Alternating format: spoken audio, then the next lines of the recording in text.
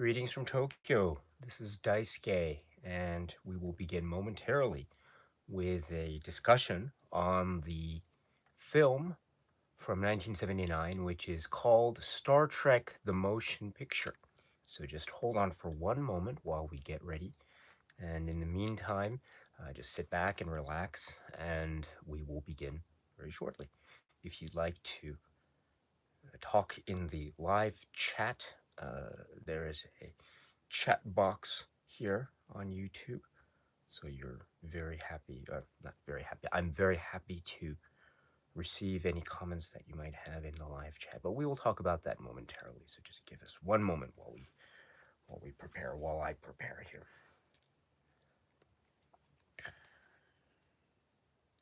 Sorry about that. It's a little bit early for me. So pardon me while I'm late by about a few moments here. So there we go. I hope all is well, by the way. I'm very excited about this. Very, very excited indeed. There we go.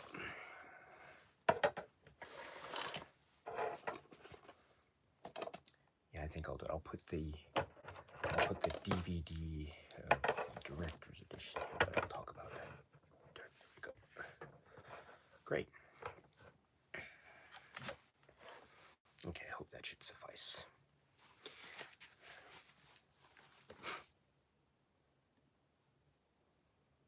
Great.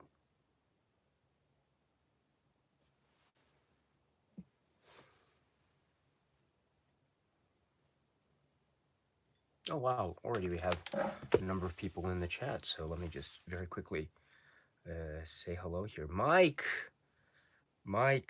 in Las Vegas. Greetings from Las Vegas. Yes, I am so well, especially because I'm able to see you. Thank you so much, Mike. I really hope all is well. Analysis of Sci-Fi. Hello. Thank you so much for joining. Zyrother, our dear friend, is here. Henry and Trooper Film Productions says, hey, Daisuke, I have a quick question, if I may. What do you consider to be your favorite film? Thank you, Henry. I think, Henry, thank you so much. I will, let's see.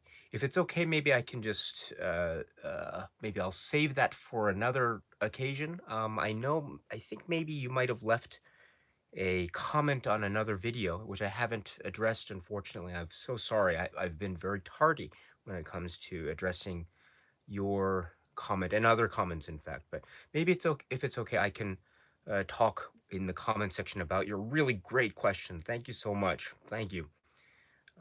Let's see. Scott Johansson is here. Where is she? Where is she? Matt, good morning. Hello. Erwin is here. Hello. Floyd in Pink. Hello. You say, been looking forward to this, Daisuke. Christian's hobby blog is here. Oh, Christian, thank you so much. And thank you very much, Christian, for mentioning this on Instagram. I'm very much appreciative. Hold on just for 1 second.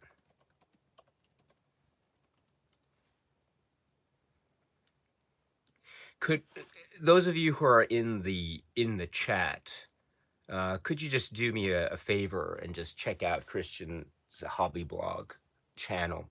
He is such a warm and kind individual. I just want to say one thing. I hope you don't mind, Christian, but let me just say that Christian also has an Instagram, and he last night, I think he posted an Instagram post on his Instagram account saying that he's about to watch Star Trek the motion picture in preparation for this very live stream. So I was very honored by that. So Christian, thank you so much for that. Also, Christian, I must say, he such a warm individual and very, very, very kind. You know, I don't usually have a chance to follow things like Criterion news and recent updates and rumors and what has been announced by Janus Films and things of that nature. But Christian so kindly uh, forwards to me some news articles and maybe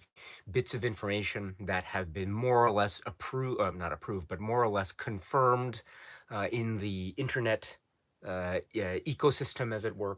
And so he becomes also a place where I get my Criterion news. In a manner of speaking, from him directly. So Christian, thank you so much. So if it's okay, just if you have a moment, please stop by Christian's hobby blog, and just what a lovely, lovely individual. Thank you so much, Christian. I'm so glad to see you. The Duke of Funk is here. Hello. Jerome Weaselberry, that's another channel I want to mention here. Jerome Weaselberry, thank you so much. Jerome Weaselberry has a wonderful, wonderful channel, and just another just wonderful, wonderful film and arts and literature discussion channel, which is really from the heart, sincere, earnest, and uh, just how should I say, very, very. Um, it's just it feels so like it feels like one is talking to a dear friend about literature and books and movies over a cup of coffee. It has that warm feeling, and the insights and the type of energy and excitement that our dear friend Jerome Weaselberry has to everything that she is engaging with is very inspirational. So, if you haven't checked out the channel Jerome Weaselberry, please do so. You are in for a really great channel indeed, great video discussions. So thank you, including, I might add, I think, a recent discussion into the world of Star Trek and indeed the motion picture. So thank you so much. Dan Inbox is here. Hello, my dear friend. Thank you. Thank you. Yes, yes. Thank you for the compliment about the sweater vest. Thank you. Um, let's see. Yes, Scott Johansson. There she is. I must warn everyone in advance that my impressions of Star Trek crew members are not so strong. They are very, very weak indeed, but I will do my best. So let me give you a sneak preview. Let's see. Again, if I get things wrong, please pardon me, but Spock, Spock.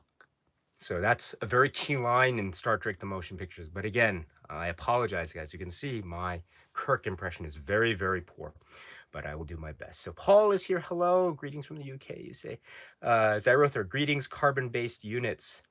Yes, I'm not a good, I don't have a good Ilea impression either, but I hear the echoes of Ilea there, or I should say, the probe, perhaps, that has the form of it, but I'm getting ahead of myself. So Nicolas is here. Hello. Chiggers is here. Hello. Kier45 is here. Goo Lagoon from Maine. Hello. Oh, thank you. Thank you so much. Oh, Christian's hobby blog again. Again. Yes. Yes, check out Christian's hobby blog. Island 007100. Thank you so much. Yes. Um, Eric is here. I've seen the motion picture Wrath of Khan on the big screen, and that's how they should be seen. And I am very, very jealous of you. Very jealous indeed, Eric. I will get to that in a moment. Oh, damn fool, Idealistic Crusader is here. Hello, all. Just don't use the transporter yet. It's not ready. Oh, yes, we will get to the transporter scene. Well done. Yes. Um, yes, and the ratings. There's a discussion here about it. Vaughn is here. Hello. And wonderful. Anyway, I will return to the chat momentarily, and so let us begin the conversation in earnest about. Well, let's get into it. So, greetings from Tokyo, my dear, dear friends. This is Daisuke, and thank you so much for taking the time to stop by. I know everyone is very busy with many, many things, and so with that, I'm so honored that you would take the time out of your busy day to stop by, even if it's for a little bit, my friend, even if it's for a little bit. So thank you so much. And indeed, I am very excited indeed because the topic for today's discussion, and indeed the topic for discussions going forward, will be the films that are of the Star Trek universe, the cinematic adventures of the crew of the USS Enterprise with Kirk, Spock, McCoy, Uhura, Chekhov, Sulu, uh, Scotty, etc.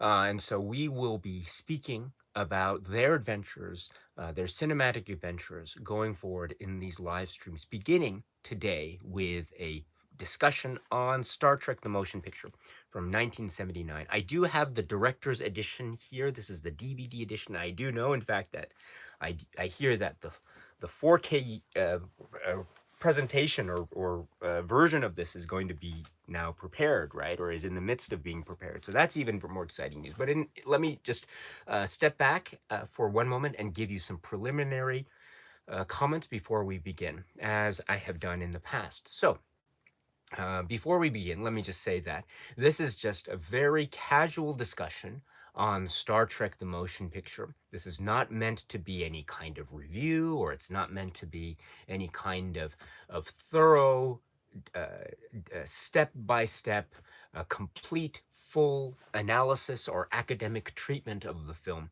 I am in no way a scholar or an academic when it comes to this film, and I have no expertise at all when it comes to the world of Star Trek.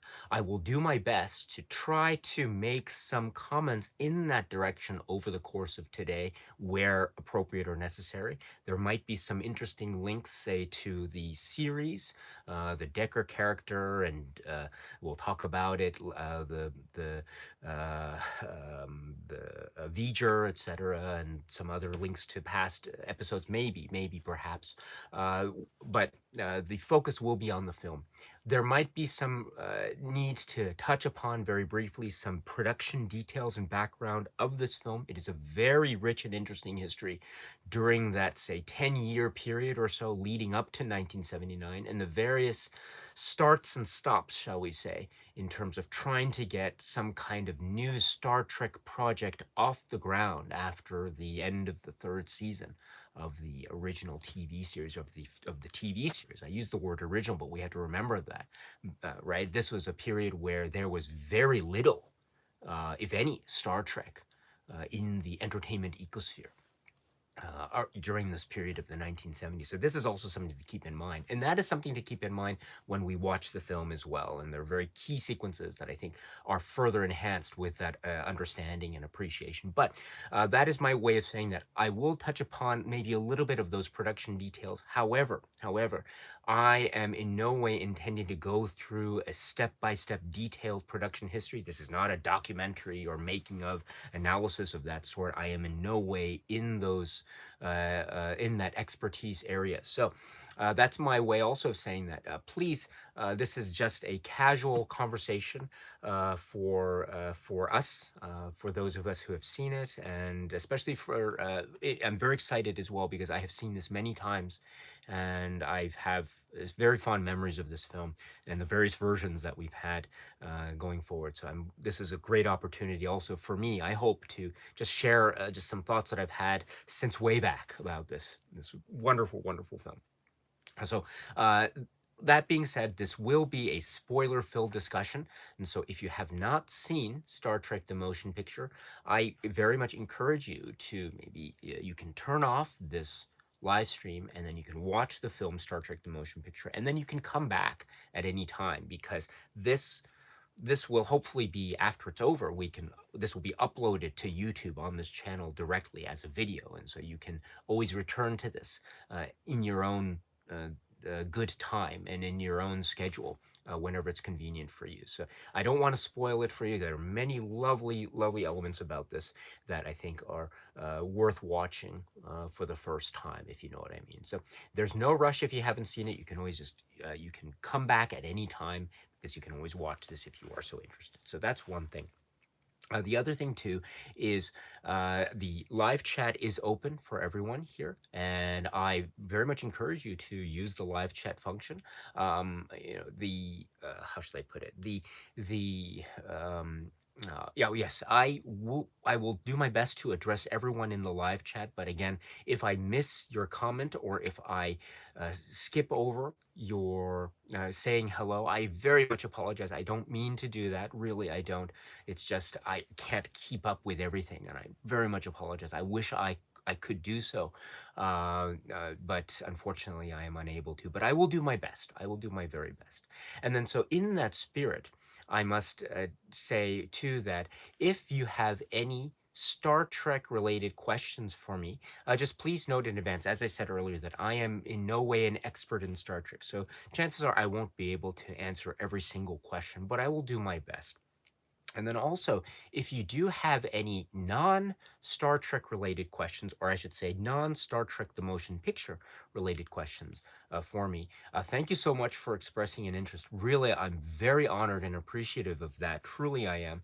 I hope. I really hope that there could be more time to talk about those questions, but if it's okay, I'd like to focus I'd like to focus our time and my energy today on Star Trek the Motion Picture. So if it's okay, if you have any of those non film related questions, you can always address them to me in a comment section under a video on this YouTube channel. I have been a bit late of late over the last, say, week or week and a half with comments. I haven't been addressing comments lately. That's nothing, I've been very busy with work and other things. That's the only reason. But I will be returning to that. So it is my custom to address the comments. So if it's okay, if you have any of those non Star Trek related questions, I just ask that you can turn it or you can let me know in a comment section under a video of this channel, and I will do my best to get back to you. So and lastly, of course, I always ask, and you are always very supportive of me and everyone else here.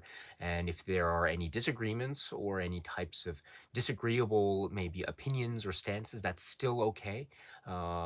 People are entitled to one's opinions, and I am very happy to hear any opinions that you might have. And I know, and I will rely on all of you to treat everyone with a mutual respect and listen and also to be respectful of everyone. And I know you've always done that. You've done that so much for me, and I'm very honored. And I always know that I can rely on all of you to continue that spirit going forward, including here in the live stream, live chat space. You know, sometimes things happen in the live chat things. I know how the internet works sometimes. But we will always just do our best to handle each situation, and especially with a film like Star Trek: The Motion Picture. I think there are a lot of interesting opinions out there. So let us again. Let us listen to everyone and go forward with this discussion. So thank you very much in advance for always showing everyone here that degree of mutual respect and listening. I very much appreciate it, my dear friends. Thank you. So, with that, my dear friends, let us go into Star Trek the Motion Picture. Now, I should say also that there are many versions of Star Trek the Motion Picture out there, in fact. So, there is, for example, the current, say, Blu-ray releases and the current official 4K releases of the film, which are, I understand, the theatrical cuts of the film. So you are getting a certain version of it. Have been other versions released. For instance, there was a time where you could get the extended version with, I think, 12 or 13 minutes included, which then saw a slightly different version that was released, which is known as the director's edition. So actually, there are, to my mind, at least three versions of the film out there. There could be more, but the ones that I'm familiar with, the ones that I've seen, are these three versions. So there's this director's edition, which is here in this DVD, which has, among other things, too, not slightly, some very considerably enhanced special effects shots, including one involving the saucer section of the Enterprise, which is a very interesting towards the end there. And then there's, as I say, the sort of extended version, which is the version that I've known, which was released on VHS and also Laserdisc as well. Laserdisc, I think it's up there, but the that's the version that I'm most familiar with because I watched this film on VHS as a kid over and over and over again. And then there's, of course, the theatrical version, the slightly shorter cut, which I think is now the official standard version that can be found on all the current Blu-ray releases of the film. Star Trek the Motion Picture. So please note that I won't be focusing in on one version or another. I will keep that in mind. I know that perhaps not all versions have been seen by all, so but I will certainly keep. There might be one or two places throughout the course of today where I might focus a bit on one of the differences here. That I just have right about the saucer dish and when they come up and they're about to visit the secret of this thing. You know, why is everything that we don't know always called a thing? By the way, but anyway, so there we go. That's the situation of the various versions. Oh, and one more thing. I'm sorry. Before we begin, I completely understand that anyone who, or I know that many people have reached out to me and said, some people have said, I love this film. I love Star Trek, and this is a film that I love so much. So I know people who have reached out to me who are really, really great Star Trek fans and know the universe through and through. Wonderful. And then there are other people who are coming to this film and indeed to the world of Star Trek for the first time. So I know that there are many, maybe steps or maybe many positions one can have vis-a-vis this film and vis-a-vis the world of Star Trek. You can either be someone who is maybe not so familiar with the rest of the Star Trek universe, or you could be someone who is maybe more familiar, or someone who is very much an expert. And so I will do my best to try to tailor the conversation so it can be tailored to as many of those viewpoints as possible going forward. I don't therefore I don't want to go too much into other Star Trek stories, and I don't want to go too much into say maybe things that we might see in other series. I know there is a very interesting theory about, well, I don't want to go too much into other things, so I will want to I do want to focus primarily on this. I might touch a little bit on other films perhaps, but just please note that you don't need to know all of Star Trek and all the series in order to be able to watch and enjoy and appreciate this film. That's my point. That's my point. It's fun as a part of the Star Trek world. It's also fun on its own. That's what I'm trying to get at. So, but it does fall within that really interesting, maybe sphere of being part of something that's already pre-existing, but also standing on its own. And again, we'll get to that when we talk about the production. So those are all the preliminary points out of the way. I'm so sorry for occupying the space with my very long-winded way of speaking. I sincerely apologize. I always have to try to improve that. But in any event, let us go for it. But before we do, let us just go quickly to the live chat, and we will go from there. Oh, I also have to say that now it's around 7:20. I might have to leave around 9:30 or so mine time. So that gives us about 2 hours or so, I think. So well done. All right. So Home Videos is here. Hello, my friend. Seth Walsh is here. Hello. Nice to see you. Let's see.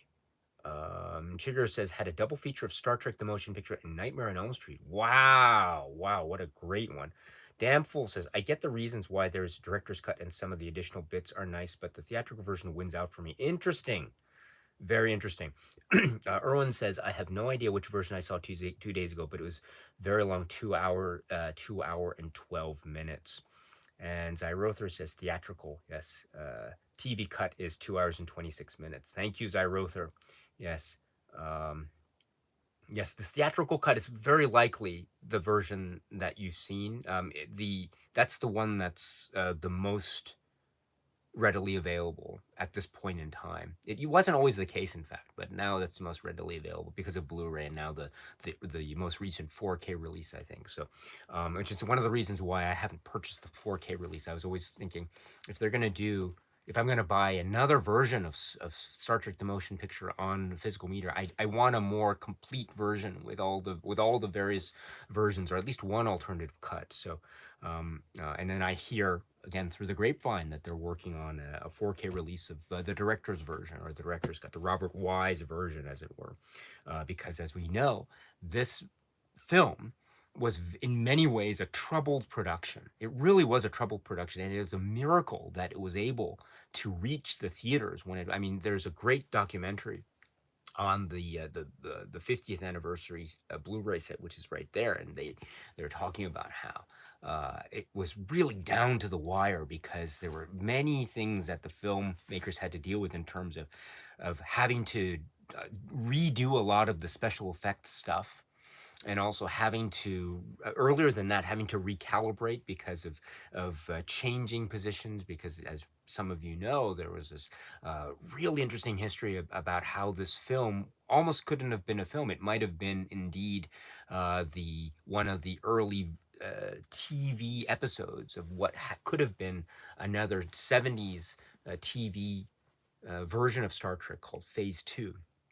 But then they changed gears, and in fact, in changing gears, they had to also, with the introduction of Robert Wise, and based on his input, I understand, as well as others, the decision was to also change some of the sets as well, not all, but some. And so there was a lot of redo, as well as having to deal with all of the creative voices, all of the cooks in the kitchen, so to speak, and especially dealing with, say, a very, very strong creative voice in Gene Roddenberry. Incredibly strong, incredibly influential, and also this is it has been remarked upon in terms of the sort of behind the scenes creative process in working with Gene Roddenberry. And so this becomes also this incredible odyssey of the making of this picture, not to mention the fact of getting it off the ground and all the stops and starts during the 1970s with the God Thing, or what is it, Planet of the Titans, etc., and all the stops and starts, or the starts and stops, I should say, along the way, leading up to what eventually became this moment. This is the moment, and then it just went down to the wire. Down to the wire, and they were talking about how, like, Robert Wise had to, he went to one of the showings, the first showings, and he brought with him the print that they were going to show or something. So it this is becoming one of those things. So that means that in many ways, from certain voices, and I think Robert Wise has expressed this, that maybe the theatrical cut was a cut that could have done with maybe one more pass or a couple more passes if they had time. As it stands, however, it's not just good, it's really, really good. And I would say it's not just really, really good. It is excellent. It is phenomenal. The theatrical cut is phenomenal. And then what we are able to see in some of these other versions, I think is just, it's great. The pace is a little bit, it changes a little bit, that's for sure. But it doesn't change it drastically. It adds certain character moments, and indeed a lot of very rich character moments. Um, Along the way. So in fact, ultimately, I'm holding out for the director's cut version when it will be arriving, and when it does arrive, I'll maybe make a decision about which 4K release to go with. But in the meantime, I have the recent Blu-ray releases up to that point. So, but in any event, the versions that probably one has seen, if one is relying on the most current, up to date, and most available releases as of now on physical media and elsewhere, is probably the theatrical cut. But that's fine. That's absolutely fine. All right. Kubrick Lover is here. Thank you so much. And no worries, you don't have to stop. You don't have to stay throughout the entire thing. I completely understand. I'll see you. See you later, my dear friend. Dr. 13 is here. Chase is here. Hello. It's nice to see you. Let's see. Adam Kennedy is here. It's nice to see you. Let's see, just scrolling down here. Again, I'm very, very sorry. I'm skipping over now. Let me just turn to just introductory comments about this film. Okay, so I mentioned that I saw this film when I was a kid. So I was born in 1979, so the year the film was made. So unfortunately, that means that I was never able to see the film in the theater upon initial release. And in fact, even now, I'm so sorry to say that I have never seen this film on the big screen. I was never able to. I've always relied on home media releases, including, I should say, the VHS release, which I watched over and over and over again. I wish I had the VHS tape. I don't. I mean, I have my Japanese VHS tape, but I don't have the US VHS tape with the. If you remember, they had the set with the VHS spines, and you put them all together up to five, I think, and it had the shape of the USS Enterprise. You know, I had that set, and I don't have it anymore. I think about it, and I almost want to cry. But in any event, the yes, I had that, and I had the prior version of that as well, or I rented it a lot, many times. And you had the pictures on the back, you know, the two pictures on the back of the VHS tape. And one of the fun things I don't know if you felt the same way, but one of the fun things I'd always like to do when I watch a film is try to spot during the film where the picture of the back of the VHS box would fall. And one of the pictures, if you know, of one of the VHS releases of Star Trek in the Motion Picture was of the bridge of the Klingon battle cruiser at the beginning, when you have the two Klingons at their consoles with the red light shining in the bridge area. And so that was one of the pictures, etc. So anyway, so this is my experience with the film. I've seen this film. I can't say how. I can't tell you because I've seen it that many times, and every time it's been one of those things where how should I put it? It's just always been there. It's always been there, and so I can't claim any surprise about, oh, what is V'ger. I can't claim any surprise about all the things that happen. It's just it just is what it is. And I've seen and uh,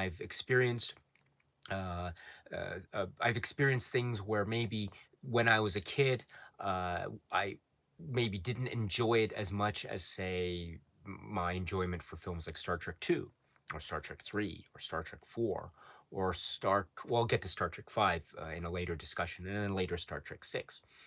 And I was there. I remember the first time I got wind of this whole idea about the odd number treks and the even number treks. I remember distinctly. It was the watching on TV the Siskel and Ebert review of Star Trek 6: The Undiscovered Country. Do you remember that? And I remember I was so excited for Star Trek 6: The Undiscovered Country. Oh my goodness, I was so excited. And then and I saw it in the theater. Oh, we'll talk about that when we talk about Star Trek 6. But then that uh, that um, Siskel and Ebert review was where Roger Ebert said, and they were talking about Star Trek 6, and they were having a positive review of it. And he said, and I paraphrase, he said, you know, 1, 3, and 5 were bad, 2, 4, and 6 were good. So this was the first time I heard about this, the odd number treks and the even number treks. And actually that shocked me. That shocked me because, you know, maybe one, okay, I can kind of maybe see where that, because at the time people were thinking one was not a good Trek film. At the time, that was where the winds were carrying it. But I was really shocked because three, three is considered a bad Trek, but I was shocked by that. And so, but then I got wind of this, and then I went along with the discussion, and then the internet came, and of course those discussions I think continued. But then somewhere I want to say somewhere along the lines, I think the tide has turned on a film, Star Trek: The Motion Picture. And so I'm so happy to say that I think recently, in particular, I go on and I look around and I see a lot. I see so much a great positive reactions towards Star Trek: The Motion Picture. Now, if you remember, at the time, it wasn't really the case, at least my understanding of it. Um, but let me just go back here. So, with that feeling in the air as a kid, okay, this is maybe considered not the strongest Trek film. I would still watch the film. I would still watch the film constantly. Of course, I'd love Star Trek II: The Wrath of Khan. I'd love that, right? But I would always go back to the motion picture for some reason. Just watch it. I would be absorbing it. I would just, like it would be like, V'ger's plasma ball things absorbing things, and like the Epsilon 9 station. I'd be absorbing. I wouldn't go so far as V'ger's. I'm not like a V'ger thing, but it would just be just getting the feel of it more and more. And this became one of the films where I did a video many years ago, not maybe a few years ago, about talking about films that I could watch on a loop. Meaning I could watch over and over and over again. I could watch it through, and I could stop it and go back to the beginning and then watch it again. and then they can, if I had time, go back. Star Trek: The Motion Picture is one of those films for me. I could watch this film on a loop, and I have, and it becomes this almost I don't know, like a Zen like a thing where I'm hypnotized by it in this marvelous, wonderful way. And that feeling has emerged more and more. And then I began to realize how much I love this film. And now I am, I can't wait to speak about this. So I've spoken a little bit about that approach, and that's where I've come towards in terms of my growing up with this film. So it's always been there. And like also I should say too that during this time, as I say, I was born in '79, so I didn't grow up in the time of Star Trek, the TV show. I came to Star Trek, the TV show, through reruns, but I wasn't always following every single episode. I must say too, at the time I was watching Star Trek, the animated series on TV. I love that show, by the way, Star Trek, the animated series. That's so great. Anyone who hasn't seen Star Trek, the animated series, you've got to check it out. That soundtrack for the animated series is wonderful. Oh gosh, one of these days, if we have time to talk about the animated series, I'd love it. You know the animated series, da da da da, and there's also a bit of the soundtrack at the end. Every episode ends with the same soundtrack. It goes dun dun dun da da. But anyway, da da da da da. Anyway, my friends, uh, I was not a Star Trek expert when it came to the series, with TV series, and so I would watch this film. I would get a sense of, I knew that they had adventures in the TV series, but I wasn't, and I didn't know, I wasn't aware of, say, the Doomsday Machine, Changeling, Commodore Decker, I wasn't aware of these maybe potential links anyway. I just kind of got a sense of it, a feel for it, and I knew a little bit about it. And um, uh, although I do must say that one of the first early memories I had as a kid, one of the earliest episodes I ever saw as a kid or remember seeing was City on the Edge of Forever. City on the Edge of Forever. Wow, what a great way to start watching Star Trek, I must say. But anyway, the gosh, what was I saying? So anyway, my point here is that I came to this film and I'd watch it over and over and over again, but I wasn't necessarily thinking about it as in the context of the TV series per se. I would think about it as its own thing with the knowledge that there was something in the past, because we know when we watch this film, the crew are all kind of in disparate places and they have to come together in this crisis moment, yes, but they do have to come together. And indeed, there is throughout the film, there's a little bit of unease. There's a little bit of, it's not quite clicking yet when they come together. Sure, there are moments where it's great to see them together, but it doesn't quite gel until a certain point in the film. And that's one of the great aspects of this. It's not a smooth transition. And I love that. And I love that. And so you get a sense of this, you get a sense of the camaraderie that existed, but also you get a sense that they are coming back together after many years. And so uh, um, that feeling, I think, is enough to propel one to watch this film. In other words, you can have that feeling and not necessarily need to watch all of the episodes of the series in order to get that. Or you can have that expertise in the series and definitely watch this and have a great time. I should point out, too, that one other thing that I never really appreciated as a kid, as 4 years old, 5 years old, 6 years old, as a kid watching this, but I appreciated as I got older, was the the amount of years that uh, uh, that elapsed between the end of the third season of Star Trek and the release of the motion picture. Now we're talking about a span of about 10 years. This is a long time. This is a really long time. And throughout this time, there were many, I understand it, um, many voices from the fans reaching out, trying to maybe hope for some kind of return of Star Trek in whatever form. And these fan groups would grow and the idea of the conventions grew out of this. This is again pre-internet phases, so this is an incredible thing, and it just grew and grew and grew in popularity.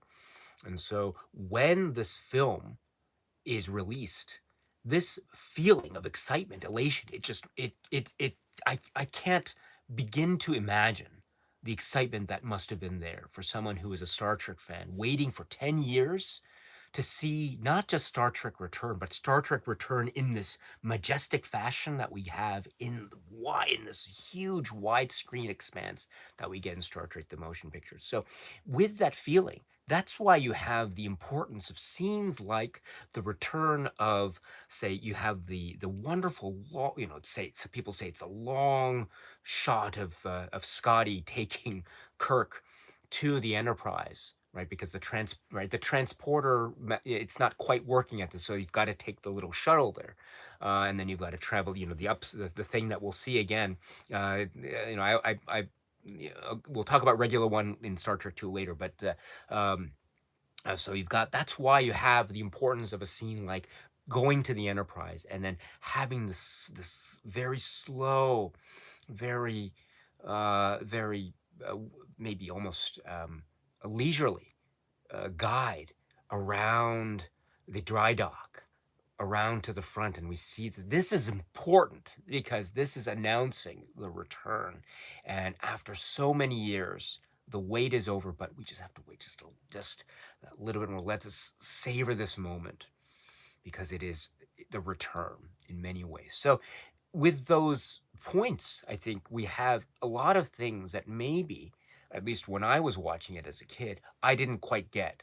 I was watching out of context. I still enjoyed it, but I was watching out of context. Now, when I think back and I get watch all these documentaries about all the things that happened throughout the 10 years up to this point, and I've watched the film again, I become so that much more enthralled by it. And the Enterprise scene is an example. This is therefore becoming, with the Jerry Goldsmith score and the background. You've got the wonderful looks, Scotty and Kirk, and looking at the ship and all the people and all the little floating guys around and everything. And you see the model. This is a new model. This is a refitted Enterprise. It took 18 months, according to Scotty. But we also know that this is also the same ship that we saw in this series. Of course, it's an upgraded model, or it's a different model in many ways, but it is the same ship. That's what we understand. So the continuity is there. This is really, really important. And so this means that there is a sense of the return to something as well as something that is being newly introduced. And that type of feeling after 10 years, I can't imagine. I can't even begin to imagine how exciting that must have been. And so, but I can try to imagine. And if when I try to, and I watch that, even now, I watched it last night, once again in preparation for today, I was just sitting there, I, wow, wow. And that's one of the scenes too, I think, that can often come under criticism for being, oh, this is a slow film, this is a Star Trek the motionless picture, etc., etc. But I push back against that. I really must say, you're welcome to that opinion, not a problem, that's fine. But I think I listen to maybe a comment like that, and I think, no, no, that's a good, you're totally welcome to that opinion, but I very, very much disagree. I think that a moment like this is a moment to be savored, and it is a moment of a return, and it is so grand, and it's a love letter to fans saying, you've waited so long. Thank you so much for waiting. Here is your present, the fans. This is for you. It's that type of moment, and if you feel that, and it's just there's warmth, so much warmth in that moment. Of course, I understand too that the films like this are generated too by the money machine, the Hollywood studio machine. I get that. But there are also moments in this film and elsewhere where you really get this genuine sense that the filmmakers are speaking directly to the audience, to the fans, saying, thank you. Thank you. And I feel like this is one of those moments, the Enterprise moment. So that's why I just I just it's so chills, chills whenever I see that particular scene. It's probably one of the most important sequences in all of the Star Trek universe, let alone the cinematic canon, let alone Star Trek the motion picture. But yeah, yeah. So that's just my 2 cents on the motionless picture criticisms about this. Again, that's totally fine if you have that feeling. No problem at all. I completely get it. But you know, what else can I say? I mean, I can only I can only I'm just one guy. You know, I can only say how I feel, and so definitely feel that way about this film, and that scene is the reason why. That scene is the reason why. And then you think about that scene. You think about how they take their they take their time. Incidentally, too, I love how Kirk, when he gets on the shuttle there, and says, you know, an object is incredible powers is en route to reach Earth in 3 days. So we have to get the Star Trek Enterprise. I'm sorry, the Starship Enterprise is the only ship within range in order to be able to intercept the intruder.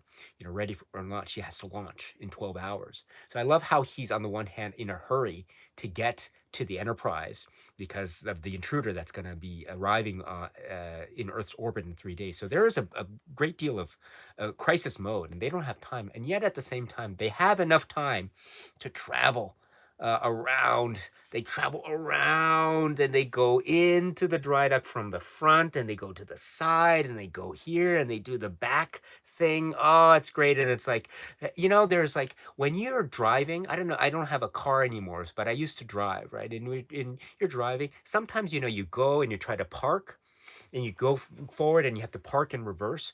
You know how sometimes parking in reverse can be sometimes the most mundane task in the world, but you have to be really careful because you don't want to, you don't want to hit a car, you don't want to hit the curb or anything like that. But it can be a really mundane task. Next time, my dear friends, if it's okay and if you're completely, comfortable with your driving, try parking in reverse by playing the Jerry Goldsmith score on your car radio. Maybe a completely different experience. If you can back into that parking space the same way that Kurt and Scotty are backing into the cargo door on the side of the Starship Enterprise, I'm sure you're in for a treat. So try that out if you haven't already. But anyway, that backing into that space, dun da da da da da da da da da da da. You see the little thing in the guy in the window there. What's that guy?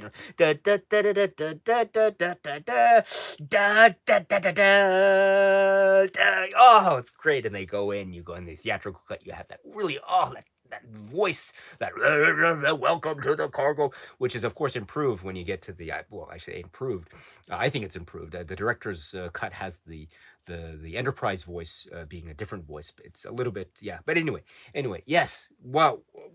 Again, I cannot. Yeah, that's just an example of how much I love this film. But now, rather than monopolizing the conversation further, I will now go to the chat. Damfool says every criticism people have of the motion picture can be answered by its absolutely mad production process. It flipped from a new TV series to a feature film multiple times. Yes, it's a really fascinating story and many possibilities. The God thing, right? If you have time, if you haven't, the story of the God thing is a fascinating one. Let's see here. Anyway, uh, yeah, yeah. Scott Johansson's talking about the new Star Trek series. I will save comments on new Star Trek for maybe a later moment. But yes. Star Trek is still growing, right? It's expanding. So scrolling down here again. I'm so sorry. Um, Erwin says, I love the slow pace of 2001, but here it did not work for me. That is okay. That's okay. There is another moment, which is I mean, it's remarked upon by people who love this. You know, listen to the some of the commentary tracks, and there are moments where just they're making almost they're laughing at the shots where people are looking. You know, one of my favorite looking shots. You know, when they're going into the cloud. This Enterprise is going into the cloud, and there's that wonderful. Maybe some people think it's wonderful. Maybe other people think it's not so wonderful, but it's just going through, and you just get a sense of the huge expanse. What is it? What does they say? Please forgive me if I'm over 82 AUs in diameter, I think. And the cloud generation is 12th power. 12th power, according to Sulu. But anyway, they go into the cloud, and it's this huge moment, right? It's one of the famous sequences where you get inside the outer sphere of the cloud and the interior, getting a sense of the scope and scale of the V'ger ship. The Enterprise is this little tiny thing that you see overhead as it goes through, and you get into that wonderful thing. Well, I don't know how to describe it. That thing that kind of like ice cream cone kind of thing. And anyway, they stop there. But during that moment, it's just a lot of you look, you see the cloud and you see the energy. You cut back to a reaction. You look, you cut back, you look. It's kind of like Alfred Hitchcock's Rear Window, in a way, except you're talking about the V'ger cloud and you're talking about members of the crew of the Enterprise. So you see, for example, um, Sulu's look is like. Oh, my favorite is actually Ilea. There's a moment where Ilea, she's like, and she she has to kind of like go like this. I don't know, maybe she's fascinated, or maybe her neck is hurting because she has to look a lot, and so maybe she has to rest her head on her chest. I don't know, but anyway, that's my favorite ones when Ilea goes like that.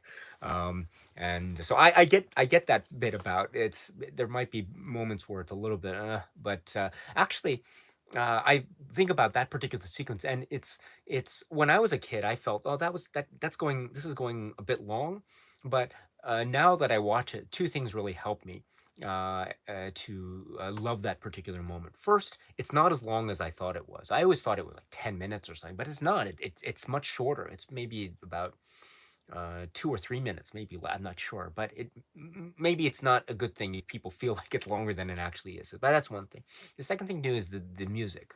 The Jerry Goldsmith music here is it's so key, and it helps along a scene like that. Not just helps along; it really enhances it to the point where just you're absorbing everything, and it just, as I say, it becomes this transcendental like experience. You're just uh, hypnotized, and I think that's one of the things what Ilea is doing. Ilea is like, she's just really hypnotized by that moment. But anyway, yeah, let's see. All right, just keep going here. Um, Timothy is here. Yes. Um, let's see. You say, I too love Star Trek, but I am more of a next generation man, and my wife loves these films more than I do. I love episode 2, though. So, talking about Wrath of Khan. We will talk about Wrath of Khan actually next Sunday. I'll make the announcement momentarily. Um, yes, Damful says, you definitely feel the influence of the Andromeda strain. Yes. Yes, definitely. Yes. I agree. Oops, hold on. I just lost my space here. Oops, hold on. Yes, yeah, I'm sorry. I'm sorry. Yes, you definitely, and then when you hear in particular, the Robert Wise and speaking about then Douglas Trumbull as well. Yes, that the Andromeda strain echoes I think become even more. There's the, I think in particular the moment where you've got the I don't know, is I wouldn't call it the probe yet, but when after the bridge, I'm sorry, after the Star Trek and not the USS Enterprise has entered into the cloud, and suddenly on the bridge emerges the white beam of whatever it is, and it's got the thing where it does the thing, and um right, it's trying to read the computers of everything, and then Spock does the little thing with the two-handed crush of the key of the kind of keyboard console there, which is a fascinating thing, by the way. When I was so fascinated because when he did that, all the little button things fell out, and and then he got attacked by the lightning. Thank goodness, I guess for him, that the energy beam didn't decide to choose him as the probe, but then it turned its attention to Ilea, who's like this, right? And then oh, and then Decker's like, Ilea, Ilea, and then and um, and then he says he chooses that moment to complete the bit of dialogue that occurred like whatever it was 15-20 minutes ago. How do you define unwarranted? He's thinking, how do I define unwarranted? How do I define unwarranted? Oh, the thing. Oh, Ilea.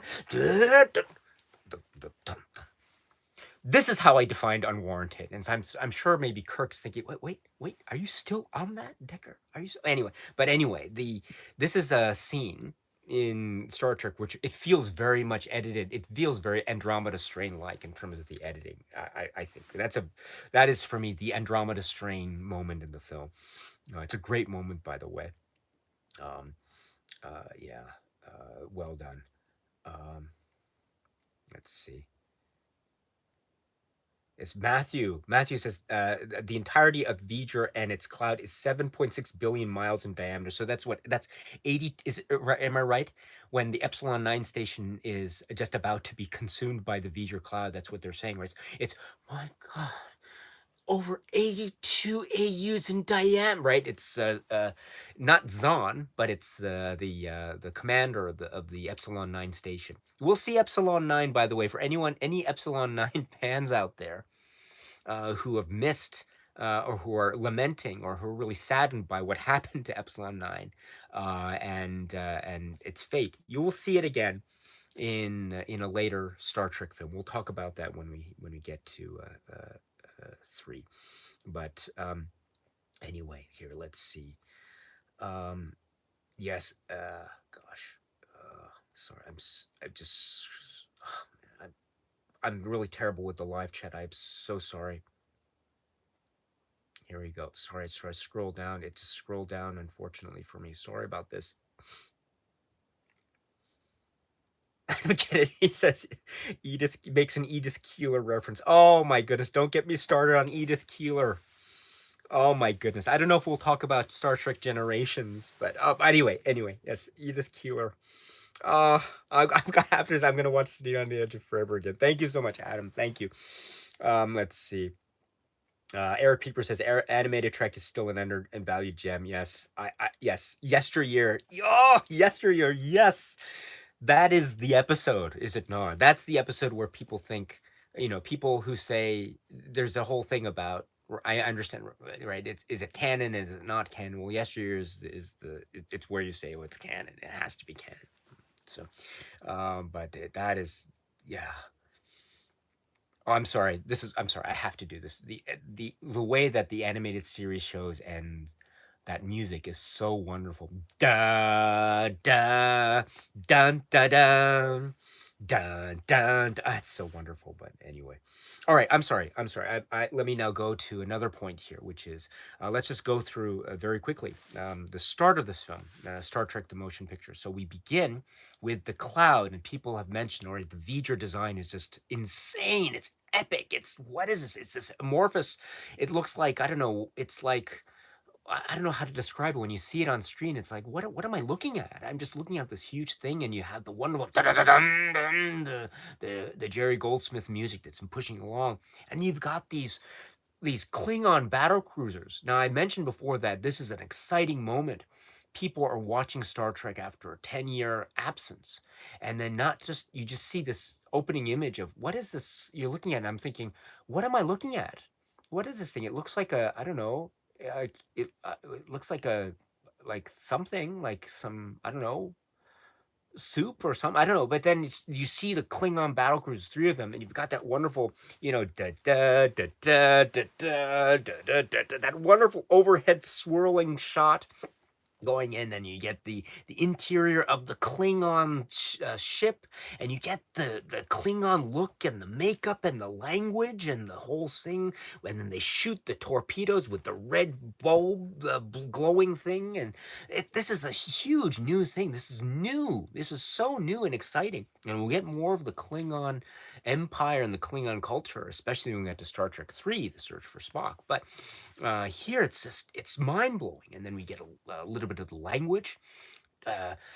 We cha right? And tactical, I think. And then "Whatcha?" and then da da da da da da, because they know that their torpedoes or have no effect on the cloud apparently. And then we also see this is also an introduction into how the torpedoes will look with this flashing red thing. I think for the Enterprise at this point it's blue, but it will turn red in Star Trek II: The Wrath of Khan. But in any event, here we have that wonderful, wonderful little clue as to how this cinematic universe will operate. And then it goes to the evasive, and we go to the shot of the Epsilon 9 station and the crew, and that lattice like design, which I don't know, looks like what's I don't know. Do you know? Does anyone know the ice cream Viennetta? Viennetta. I always thought Epsilon 9 station looks like the top layer of a Viennetta. But anyway, so they're monitoring this, and we go back to the Klingon ships, and then we see the effects of this cloud, whatever it is, and the white ball of whatever energy, and it just absorbs and makes the ships disappear. Wow, wow. And then we also know that the photon torpedoes are these little things, and the big ball of whatever it is, this thing, it looks like, I don't know, maybe a electrified cauliflower or something. It attacks them, right?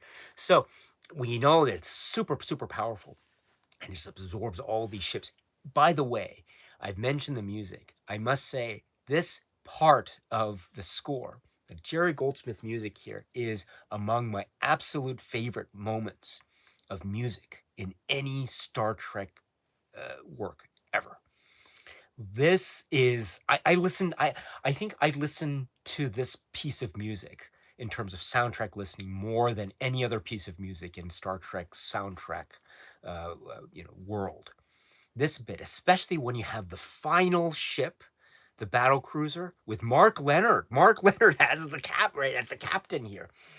And as you know, we'll probably, for those of you who are going to watch the films, we will see Mark Leonard again. But here he is playing the Klingon commander, and it's the moment where all the ships are gone except the one. And then he's trying to escape, and you've got the one bit of whatever it is, energy that's about to attack the electrified V'ger cloud cauliflower. It's about to attack, and then the Klingon commander goes.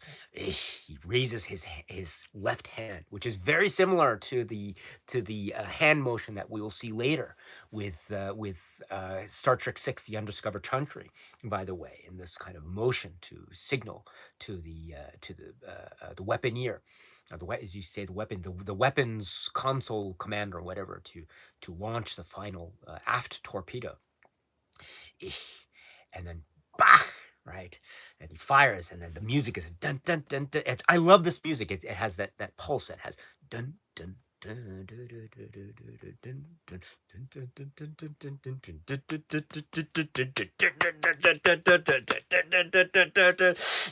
it's just not going to do it. They're not going to escape. And he fires one more after Peter, and then boom, you go inside the ship itself, and you see one Klingon guy standing here. He's like, go ahead and go like this, and it disappears. Go back to the Epsilon stationery. They're like, dun dun dun dun dun. That piece of music is divine, absolutely divine. I've listened to that so many times.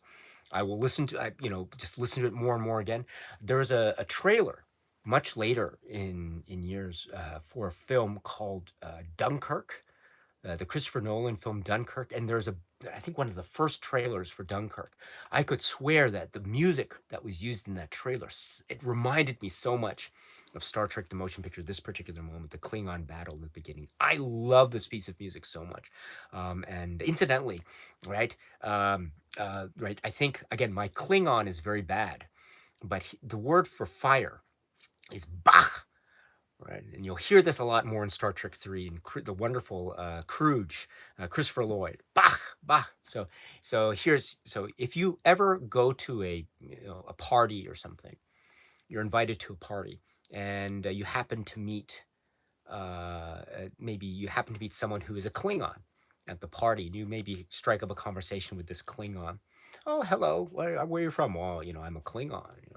Oh, I've just maybe he says, oh, I've just come back from a little work stint on Praxis. Oh, what's Praxis? And you talk about Praxis or something like that. That's a nice conversation.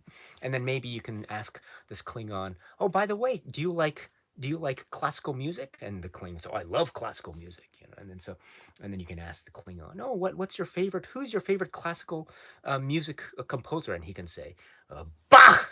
sorry, that's my Klingon joke. So sorry about that. Anyone who is cringing out there, I apologize. But yes, so if you ever ask a Klingon, please ask a Klingon who is the Klingon's favorite classical musical composer, and he will say Bach. Anyway, thank you very much, and Kopla. So, going back to the chat here. Let's see. Sorry here. I've lost my space in the chat, so I'm going to skip over so many people's comments. I apologize so much. Adam Kennedy says, those shots were also celebrating all kinds of moments that were not possible in the series, given the effects and the time. Yes, going back to the moments of really savoring the moment. And in particular, right, this opening moment, I understand it was John Dykstra and his crew creating this introductory sequence involving the overshot of the head station or the head of the Klingon cruiser going in one shot and going behind, which is a very much paralleling the final shot of the film where you go around and under the Enterprise before it goes into warp at the end, you know, out there, that away, right at the very end. That's a wonderful bookmark. You're absolutely right. You're seeing this for the first time, and it is stunning, absolutely stunning. So I completely agree with that. Let's see. Brian Ryan here with a super chat. Thank you so much, Brian Ryan. That's very kind of you. Thank you. I'm so honored. Thank you. Yes. You're very, very kind. Thank you so much.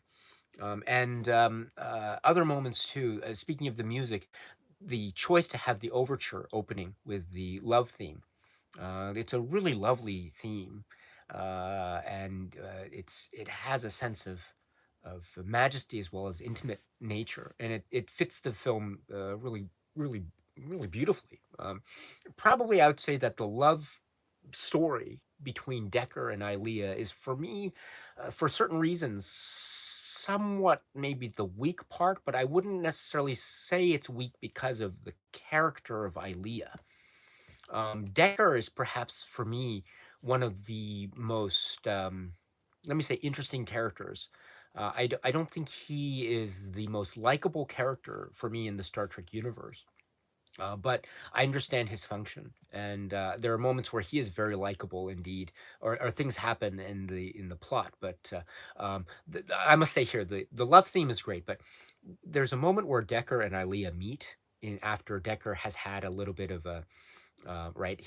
After the whole thing with the wormhole, and it's Kirk is angry and meets him in his office with Bones, and he's like, he talks about how with the warp engine redesign, the phasers were linked to the warp engine, so when they were in disrepair, they were cut off, which is why any order to fire phasers in the warp wormhole sequence would have meant that nothing would have been fired, and so that would have meant that time would have been lost. That's why he said on the bridge in that wonderful wormhole sequence, right? No, belay that phaser order. Oh, that's a great sequence, right? And before that, Kirk said, "Time to impact," and then I was 20 seconds, and then he has the order to Chekhov to fire the phasers. And, no, belay the phaser. And he goes, and then Decker's like, "Oh, I've got to go and go to tell Chekhov to use the torpedoes." And then Chekhov has the great moment here.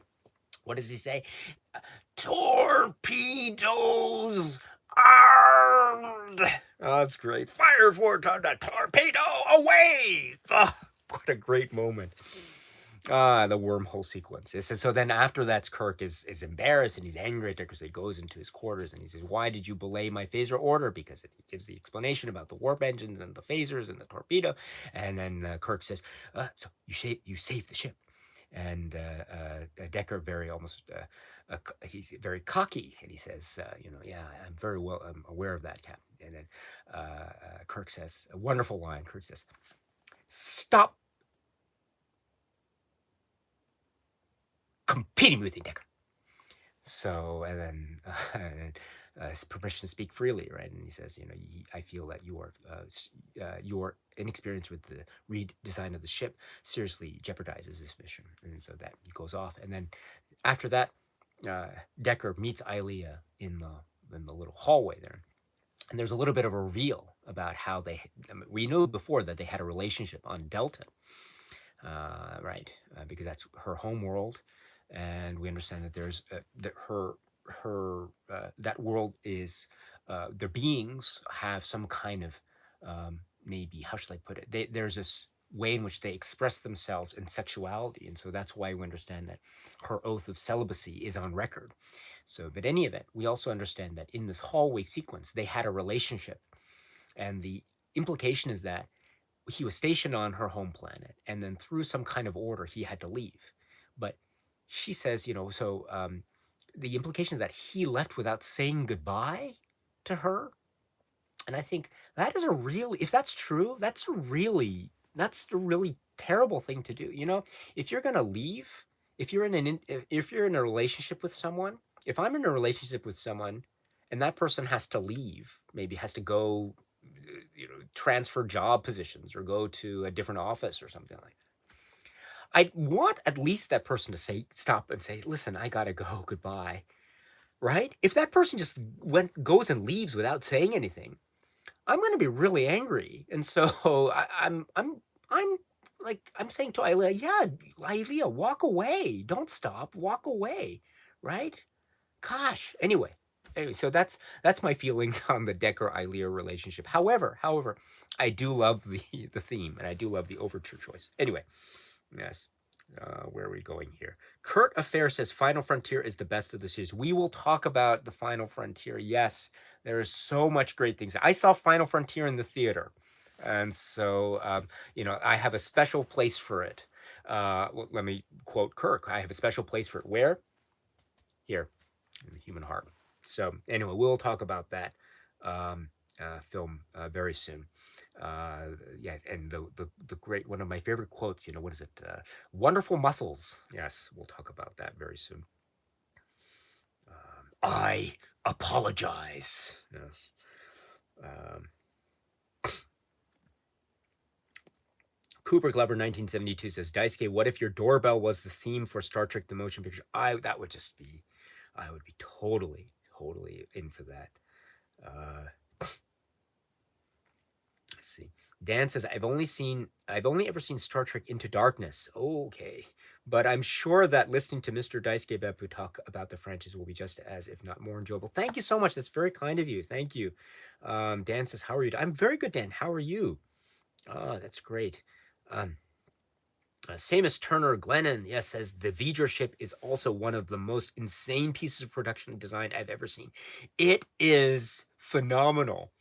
The V'ger design and the whole concept of V'ger is just it's remarkable. It boggles the mind. Like, my goodness, like the moment where Spock goes out in his suit and he goes into the V'ger thing, that is one of the most frightening moments, because, right, if he gets lost, I mean, he almost gets lost, right? If he gets lost, he's going to be out there forever. No one's going to be able to find him. It's just a remarkable thing that he was able to tumble back in pretty much the same trajectory and into the arms of Kirk, who just happens to be there, right? That Spock walk, by the way, that's one of the most one of the brilliant sequences of this film, by the way, too. We'll talk about that in a moment. All right, so sorry about this here. I will now, okay, now let's go back. So then we go to the sequence here, which is after the introduction of the V'ger cloud, we then cut to Spock in his wonderful long-haired sequence on Vulcan, right? And we understand that this is the whole thing about Spock.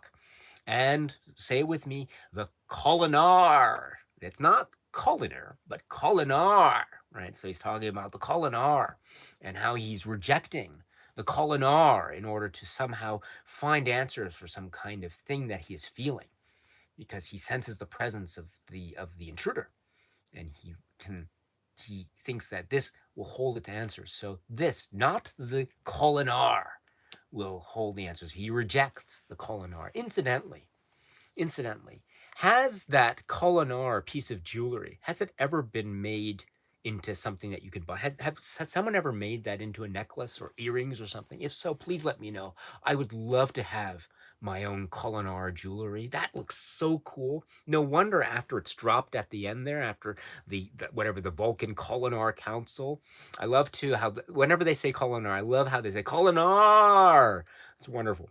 But after they drop it and they reject Spock and they turn away and the music's like dun dun dun. Spock's just like picking it up and it's like he's picking up and looking at the Kolinar necklace. He's probably thinking just gosh, this looks really cool. I'd love to keep this and just wear it whenever I'm invited to a party. But anyway, and so that's the whole Spock thing introduced. Long-haired Spock. So this is a bit of a shock, I think, but also this is a hint of things to come. We will see Spock again in a really grand entrance, if I do say so myself. But then we go to San Francisco, Starfleet headquarters. Another great thing. We see the reveal of this. We saw before a shot of Vulcan, and we did see the planet in some the series, right? Amok Time, etc. But now we see other things, the bubbling thing and the giant foot statue and thing. So we get more of the world of Star Trek that we maybe essentially got hints of in the series. So we get the Klingons, we get the Vulcans, and we also get Starfleet, and we get this whole world now that is expanding before our very eyes. So this is a whole celebration, a return to the world in fine, fine form, and the wonderful music that brings us to the great introduction of Kirk, Admiral Kirk, with the arrival of the shuttle into the bay. Da, da, da, da, da, da, da, da, da, da, da, da. It reminds me, anyone who knows Airplane, have you seen Airplane 2, the sequel? It reminds me very much of the way that his William Shatner's character is introduced in that film. But in any way, we have the introduction of Kirk, and he's going there, and he meets Sonak, and we understand that they're going up that wonderful escalator there in Starfleet, whatever it is, this docking bay, whatever. And that wonderful quote again. Pardon me for my poor Kirk impersonation, but he's talking to Sonak, and he says, "Report to you, Admiral." He says, he's going to have to meet Admiral Nagura between now, and he says because he wants to convince Nagura to give the command of the Enterprise to Kirk in order to intercept the intruder. So he says after they've gotten to the top of the escalator, what does Kirk say? He says, "It is my intention to be on that ship following that meeting. Report to me in 1 hour." And then you've got Sonak going like this and does the thing here, right? And that's probably the last time we'll see Sonak, right? Because well, not the last time, because we'll see him again. We'll see him again, and then we got go to the ship, and we have the wonderful return to the Enterprise. Scotty is back, and then we go into the ship with that really grating voice in the theatrical cut of it sounds like kind of like the Dark Knight Rises. It sounds like Bane in The Dark Knight Rises, who's the voice of the Enterprise. I'm going to cargo base 6. Red alert. Red. So it sounds like that, but it's the director's cut. For those who are waiting for the director's cut, the voice is different. The voice of the Enterprise is different. But anyway, we go into the return. They go into the bridge, and we understand everyone's still trying to repair that. There one officer said, "I thought I told you to fix that an hour ago," and like, oh man, oh my goodness.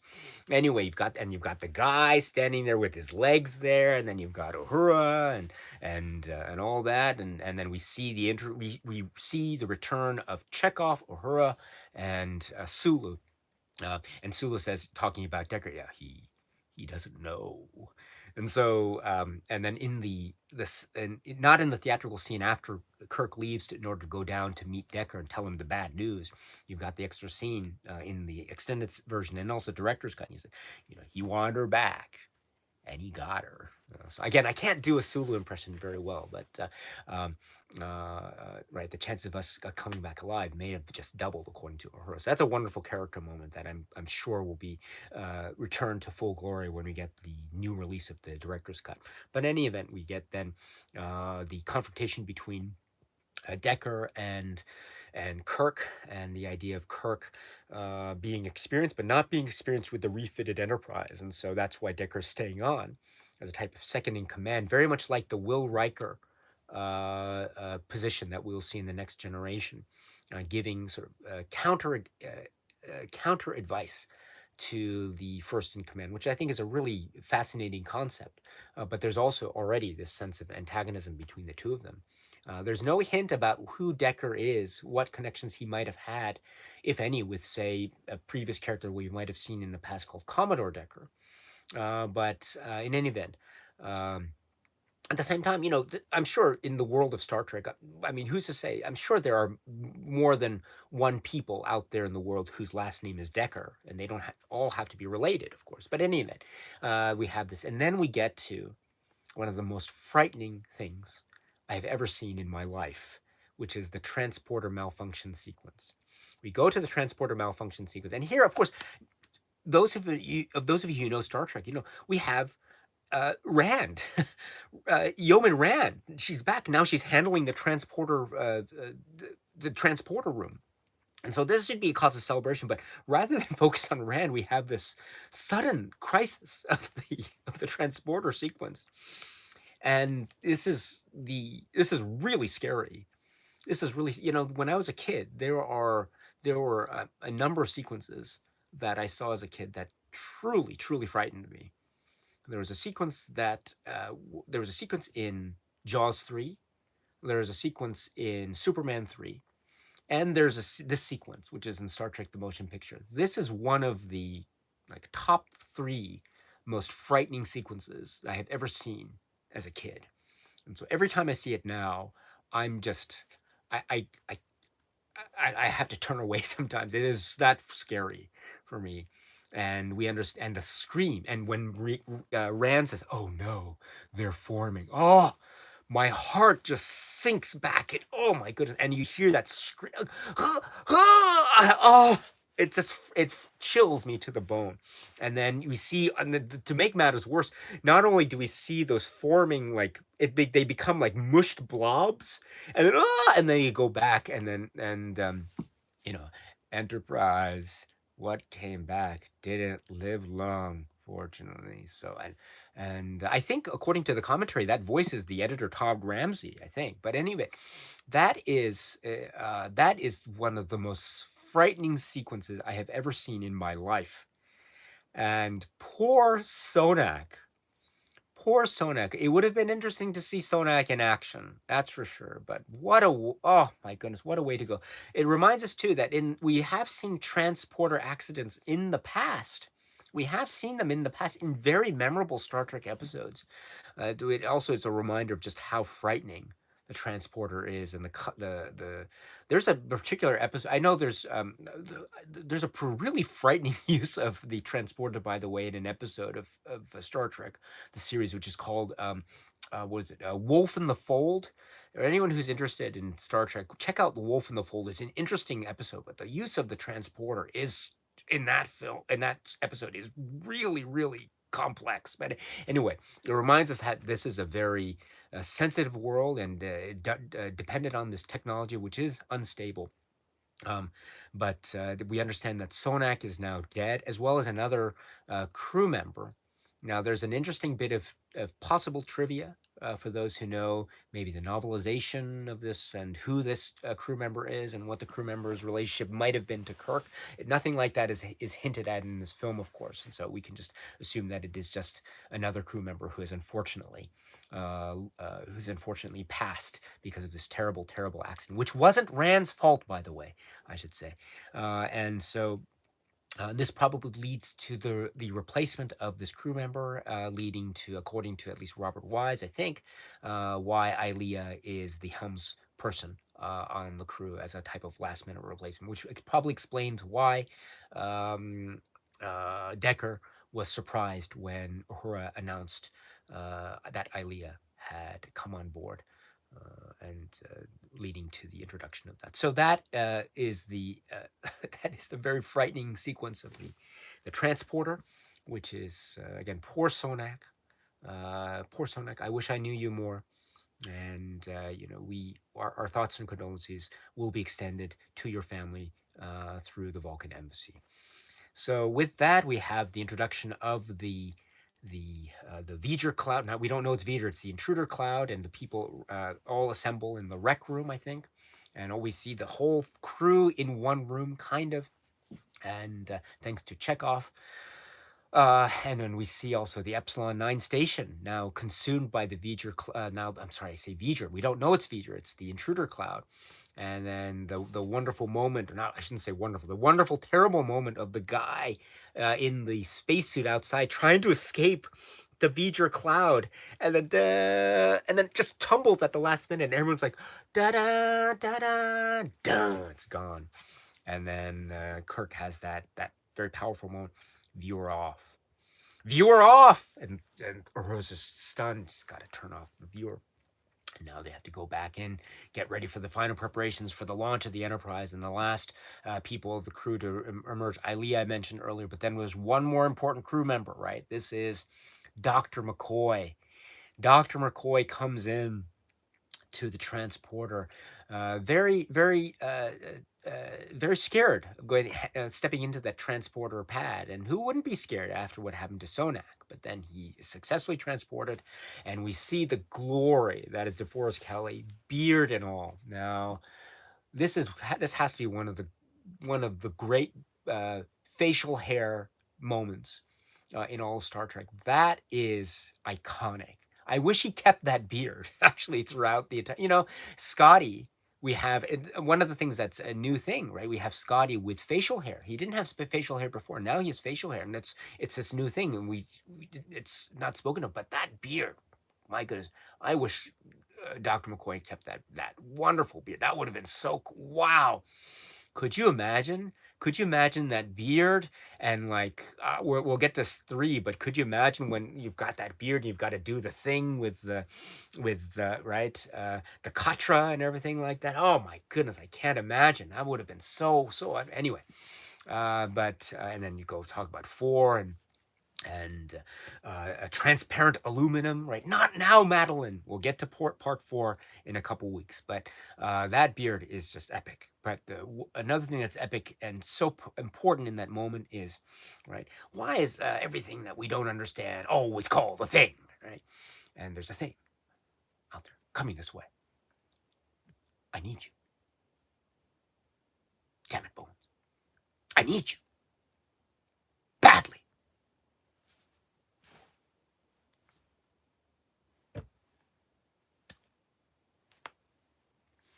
This is the key moment. This is so important. This moment of the reunion between these two characters.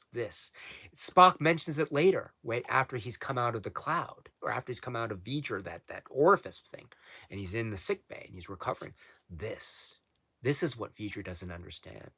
This is so key. And that moment when in the sickbay between Spock and Kirk with this is echoed here in this moment in the transporter room between Kirk and McCoy.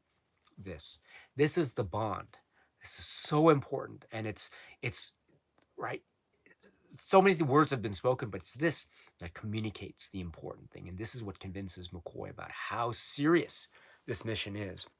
And that's why he says, permission to come aboard, and she's permission granted. And then he goes off with this thing about how Chapel's now an MD and how engineers, they probably changed the whole design of the of the medical facilities, etc. So I know engineers; they always love to change things, right? Boom. And he goes and shaves his beard, tragically. But in any event, therein lies the launch of the Enterprise into impulse power through the solar system, and then they have to go into warp, which is one of the tricky things, because as we know, the warp engines haven't been, I don't know what the technical phrase is, hasn't been fully calibrated yet. So going into warp can be a dangerous thing. The imbalance causes them to go into this wormhole effect that we spoke about before. And you've got the injury to Chekhov and his arm.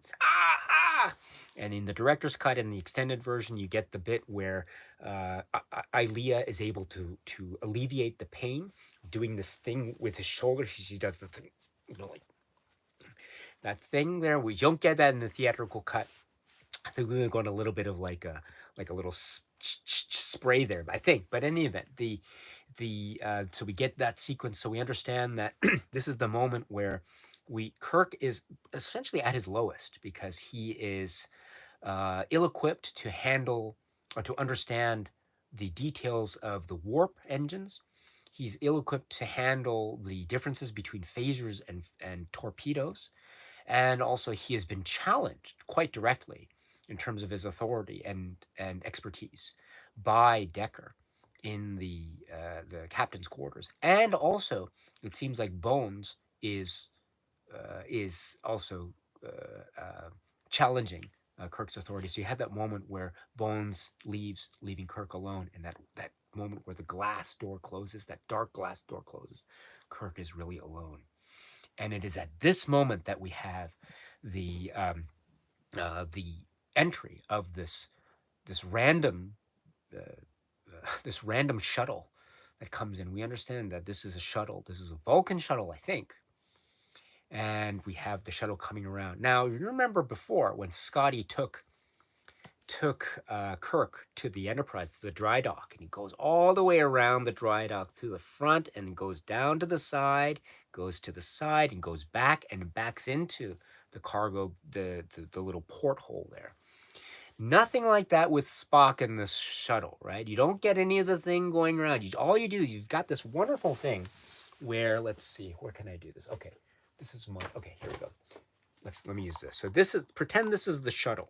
This is the thing that Spock is riding. So this is the Enterprise. There's none of this thing where they go around. There's no Scotty maneuvering here by Spock here. Oh no, Spock's saying, I'm gonna show off. I'm gonna do this thing. Oh, no, no, no, no, no. I'm gonna go like that. Wow, that's very clever indeed. But in any event, we have the emergence of the of Spock and his robe. I understand later, I think, please correct me if I'm wrong, but is the robe that he's wearing, this looks like the robe. Well, anyway, I was going to say, is it his burial robe? I'm not sure because Savick says that this black robe seems to be burial, but maybe it's a different robe. In any event, probably a little bit shorter, perhaps. He arrives in the room, which is probably around the back of the bridge. I'm not sure, but Chekhov is there to meet him, and he says, permission to come aboard. And Chekhov's, granted, sir, granted. And then you have the emergence of Spock on the bridge, and everything, and then Sulu's is like, it's Mr. And Kirk turns it, Spock! Spock!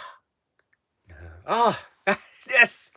We have the return of Spock to the bridge of the Enterprise, and Spock is just wasting no time. He's like, Commander, if I may. Yeah. I am aware of your warp engine difficulties. I offer my services as science officer. With all due respect, Commander. He's, oh, no, I'm fully aware of Mr. Spock's capabilities. So he's back, and just everyone's just, Uhura's excited, but it's like, but that's how we all feel, Mr. Spock. And then Chapel and McCoy's like, oh my goodness, I'm so happy to meet you. And Chapel's there, and of course, as you know, they have these relationships based on the earlier series, but Spock's having none of it. I just want to get to work, right? Spock, Mr. Spock, welcome aboard. And then, right, the warp core is fixed, and Spock has fixed everything, and they're going off into warp speed, and Chekhov's got that little thing, and Spock and Kirk does the all right to check off, and then we have the whole discussion between the three of them, talking about why Spock is here, and so the three of them being Kirk, McCoy, and Kirk, McCoy, and Spock, talking about why Spock is here. He needs to figure out what the mystery of this thing is, and that's why he's here. And so this brings up the question as to, is Spock really loyal to the crew and to the Enterprise, or is he really here on this mission on his own? to try to figure out what the thing is. And then it's an interesting thing because it brings about a bit of suspense as to where is Spock is he loyal, or is he just out for his own interest? Actually, he admits that he's out for his own interest, and there's this exchange between Bones and Kirk where he says, he's questioning, do you think he might just his loyalty towards himself might override his loyalty towards the ship? And Kirk says, I could never believe that. But actually, in fact, there have been moments in the series where, in fact, it could be said that Spock has basically overridden his loyalty to the command structure of the ship in favor of his own personal mission. I mean, there's a really famous episode, or a two-parter called what was it? The Menagerie. And so and there have been other instances where you could say that maybe Spock tends to sometimes act on his own against orders. Again, for certain reasons that are oftentimes emerged later on in the story. But in any event, this Spock sometimes does act on his own. So that's the point that I want to say. But in any event, I understand what the point about this is. Is he really back, or is there still this sense of tension? But this is, again, going back to this idea about how the crew is coming back. So with Spock's return, it seems everything is fit, but there's still a little bit of unease going on here. And going into the introduction of the confrontation with the intruder and that really irritating red alert thing. I'm so glad that Kirk has the order to just resume normal lights, because if he just kept those red alert things with the voice outages gone, I would have just driven me. Oh, but anyway, with all the people running. Incidentally, the bridge is refit, but apparently they couldn't refit it enough to provide everyone chairs. So we still have some stations that are chairless. For those of you who know the Next Generation, especially, you'll know, I mean, I'm sure Worf and earlier Worf and Tasha Yar might be sympathetic to those on the bridge of the Enterprise now who are chairless. But in any event, we have the confrontation with the intruder, their attempts to block this energy ball, which they are able to do successfully with the first one, but it completely saps the energy because of the energy that was needed for the shields, because they don't have enough energy for a second run, so they have to transmit the language, the friendship messages under a very, very different frequency, which Spock is able to figure out at the last minute. Spock, transfer now, or transmit now. And he transmits, and it's able to make the thing disappear, and it brings the ship through the cloud into this orifice, leading to the introduction of this white plasma thing, and then turning Ilea, making Ilea disappear. This is how I define unwarranted, blah, blah, blah, blah, blah, blah.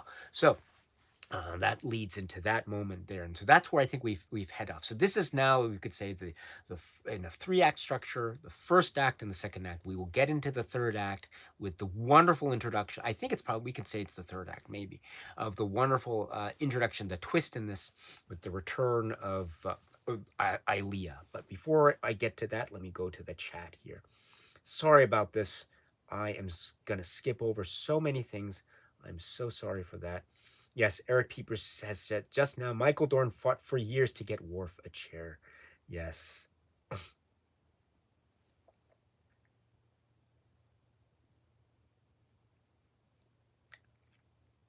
Yes, Scott Johansson says, poor Chekhov, always getting in trouble, especially in 2, taking a tumble in 4. He has that thing here in motion. Right? But he does have, as I say, that wonderful quote, that wonderful moment in the wormhole sequence, torpedoes armed. That's a great moment. That's a great Chekhov moment. Let's see. Oh, Jerome Weaselberry says, I didn't know, Daisuke. I think your Shatner impression is pretty darn good. Well, that's very kind of you. Thank you very much. Thank you so much for that, my dear friend. You are so kind. Yes. It's it, um, wait till we get to Star Trek Two: The Wrath of Khan. Let me put it that way. You'll see how terrible, how really terrible my Kirk impressions really are. Um, let me give you a little sneak preview. Khan, you bloodsucker! Sorry about that. sorry. Um, anyway, yeah. Still, old friend. Um, yeah. Yes. Let's see here. Um, yes. Talking about he did get into command the Defiant in first contact. Yes, perhaps today is a good day to die. Da, da, da. And speaking of the music that we heard Jerry Goldsmith's Klingon theme at the start of this, and we do get that in that moment, right in the attack of the an attack with the board cube there, and so.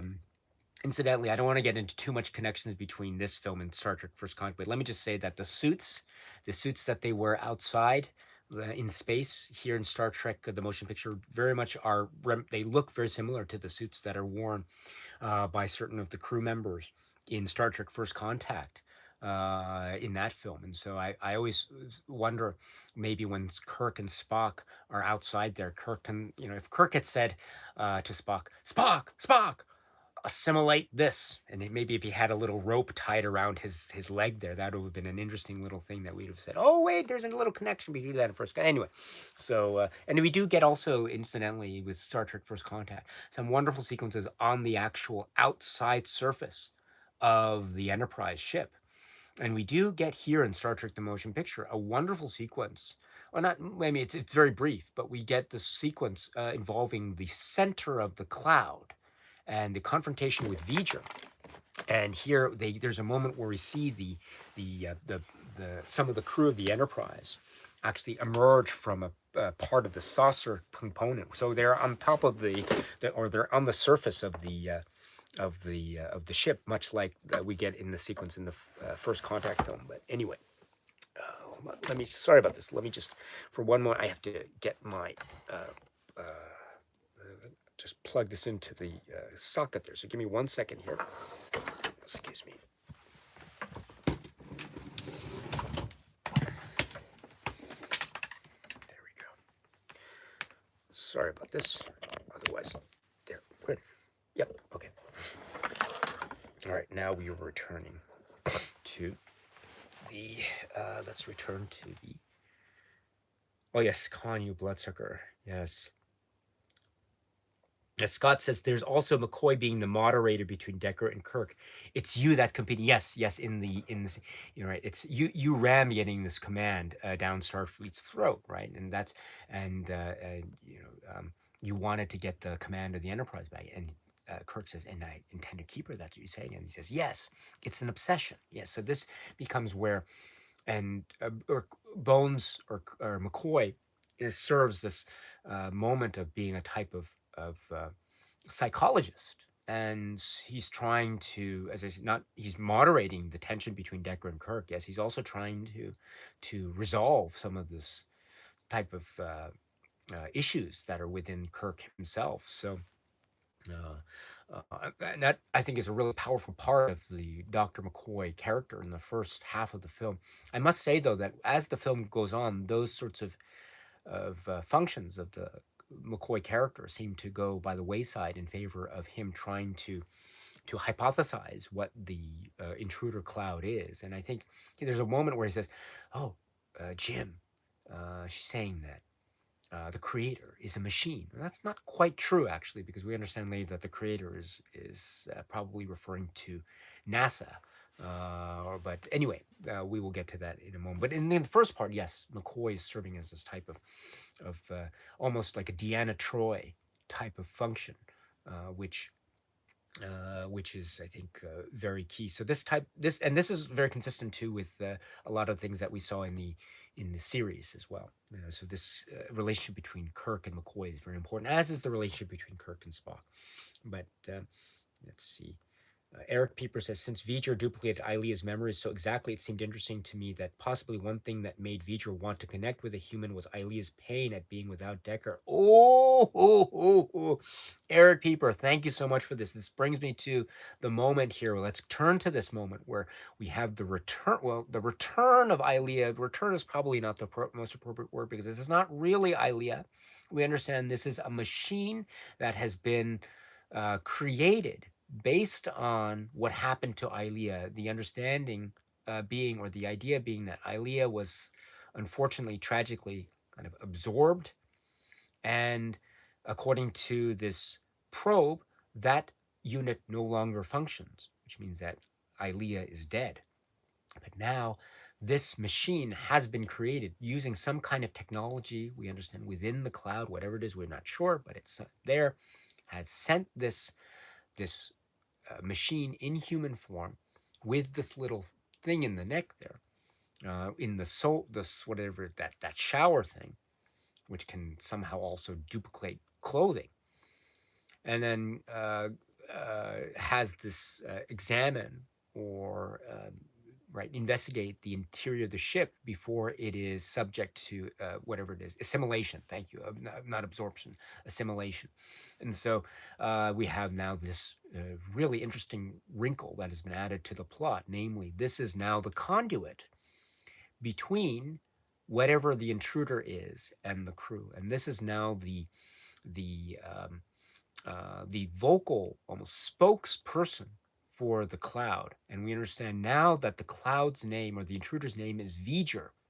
And we also understand that V'ger is seeking the creator. And who is the creator? The creator is that which created V'ger. Who is V'ger? V'ger is that which seeks the creator. Just in this kind of circular logic. But in any event, we understand now the introduction of V'ger, and we understand the introduction of the creator. So what is V'ger? What is the creator?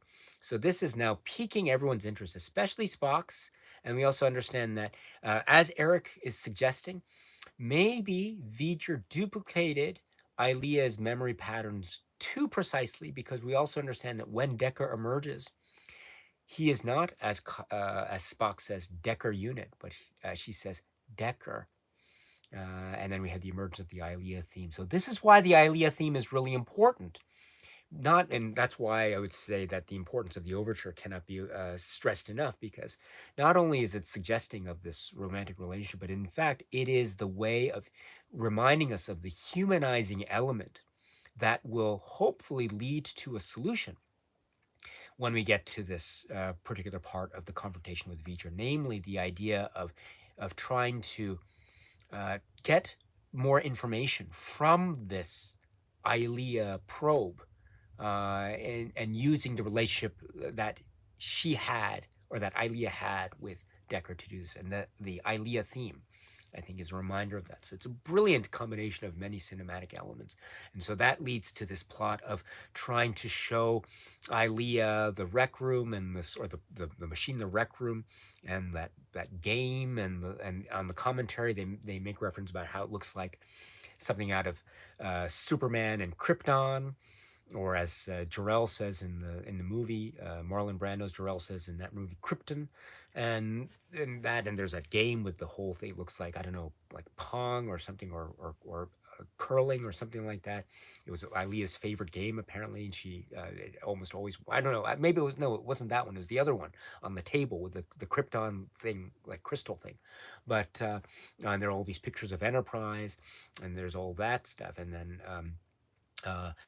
This is, I think, so beautiful because Persis Kambata, who plays Ilea, her performance and her acting, I don't think gets enough praise. It's really, really brilliant. So brilliant. She has to play two different characters. And not only that, within the second character, she has to show a split, which is really difficult. So she has to, in a sense, play three different characters in this film. So there's Ilea, then there's the Ilea robot, and then the sort of the Kirk unit, disclose the information Ilea robot, and then there's the humanized form of the Ilea robot. And so the difference, especially in number 2 and number 3, is staggering. She doesn't blink, but and in her eyes, you can tell. I don't know how she does it, but there's a point where, especially in the rec room sequence, for example, where or maybe that's a one example is there, and also when she's wearing the headband, and she goes to Will Decker, and Will's trying to, and it's the humanized version, and she says, I don't know, I can't, and she, right, and then suddenly in the same shot, she turns back to the robot version, and it's all in the eyes. There's hardly any movement, but there's almost imperceptible, but it's still so cool, the change that she goes through. And that is amazing. I don't know how she was able to do that, but that performance, that is an example of how great the Persis Kambata performance is as Ilea really is. In the sequence of films, you'll get a type of guest star role. I mean, we have Ricardo Montalban in the second film. We have Christopher Lloyd and others in the third film. Um, Catherine Hicks and we get all these people, right? Christopher Plummer in six. Persis Kambata is up there, and in the guest starring role. This is one of the greats, and she plays in a way the villain, kind of. She is the spokesperson for the villain also, but she's also kind of the villain because it's also can be said that while she is speaking for V'ger, she's also part of V'ger. And so that makes her the villain. But at the same time, it's much more complex than that, as we know. And that's due in large part to the great performance of Persis Kambata here. That's really great. And again, I'm reminded, but why did Decker not say goodbye? Oh, my goodness. But anyway, so that leads us to that part of the film, and then we go to the other part, which is the Spock walk. So Spock goes, and as they say, he's doing it on his own. He's essentially violating orders. Goes to that poor guy, another mustache guy with the Vulcan net pinch, and they go, goes outside with the suit and the countdown, goes through the thing. A wonderful Jerry Goldsmith score, another favorite of mine in this soundtrack. He goes here, and it's really creepy and eerie, meow meow, and Spock's like looking around, curious, see, patterns of moons, stars, and the Epsilon 9 station, recreations of probably what he surmises to be V'ger's entire journey. But who or what are we dealing with? He sees Ilea, or whatever form Ilea is in, with the thing, this little, what I forget what it's called, but there's that, what are those orbs called with the energy, the late, and then you see it in the Goonies, remember? Chunk, he says, "Oh, laser beams, whatever that thing." When I was a kid, there's a store called the Sharper Image. They don't have those anymore, right? But the Sharper Image, that was the coolest store back in the day, and so they'd have these orbs for sale. I forget what they're called, but that's one of the things that's the Ilea thing, and so what does Spock do? He says, "I must try to mind meld with it." So that's a really interesting, curious choice. If I were Spock, or I'm not a Vulcan, and I don't have I don't have the level of intelligence that he has. But if I were in his position, I would probably make a different choice. I wouldn't be so quick to say, I've got to mind meld with this electric glowing orb thing that I had absolutely no idea what it is. I'm going to touch it. And this is the moment where you've got to freeze the Blu-ray and check out all the things that you see shown on the face there, right? And then you can probably see the clues as to what this is really. But anyway, yes, and da. There's another great example of the Jerry Goldsmith score, right? He has this way of creating a beat, a pulse, and just repeats it, and that adds tension. Dun dun dun dun dun dun dun dun dun dun dun dun. Oh! Da, da, da, da. Thank goodness Kirk was out there when he did, and he catches Spock, who's flying through space, and then get to that moment where he's in the sick bay, and he understands V'ger doesn't understand this. And I go back to the moment between Kirk and Spock. And this is the moment where Kirk and Spock have now joined. This is the moment where they have bonded. There was some tension before, even up to the Spock walk, but now this is it. This is what he doesn't understand. And this is so important. The bond is now one. And it completes the arc that we saw again in the earlier transporter scene between Kirk and McCoy. And now we get it echoed between Kirk and Spock. This is such a lovely moment. A lovely, lovely moment. And it's made even lovelier by the fact that Spock, he's probably just had this terribly traumatic experience. His brain is probably fried from the mind meld. And Kirk's like, I need Spock on the bridge. It's just like, hurry up, hurry up. Just, it's okay, it's okay. He can recover later. I need him on the bridge. Let's go. Because we have the V'ger ship now approaching Earth's orbit. So we're in the final stages. We're in the final stages here. It's now or never. So it's panic time, panic mode, and we've got those whatever those green things now shot over the surface of the Earth there. And so we're in the final panic mode, which means that Kirk has to play his card, which he understands. He admits to Decker it's a pretty weak hand he's got, but he's got to play what he has because he's got no other hand left. And so he does. He calls his bluff. He calls V'ger's bluff. And so, right, because Spock says, V'ger is a child. I suggest you treat it as a child. Yes, a child. What should we do, Spock? Spank it. Spock ignores McCoy's joke. He says, V'ger is a child. So, right, he calls, this makes Kirk, convince Kirk to call the Ilia machine's bluff. And says, I'm not going to disclose the information. He calls his bluff, and he pretends that he knows the creator, and this sparks the interest of the Ilia probe. Disclose the information. No, disclose the information, and he gets angry.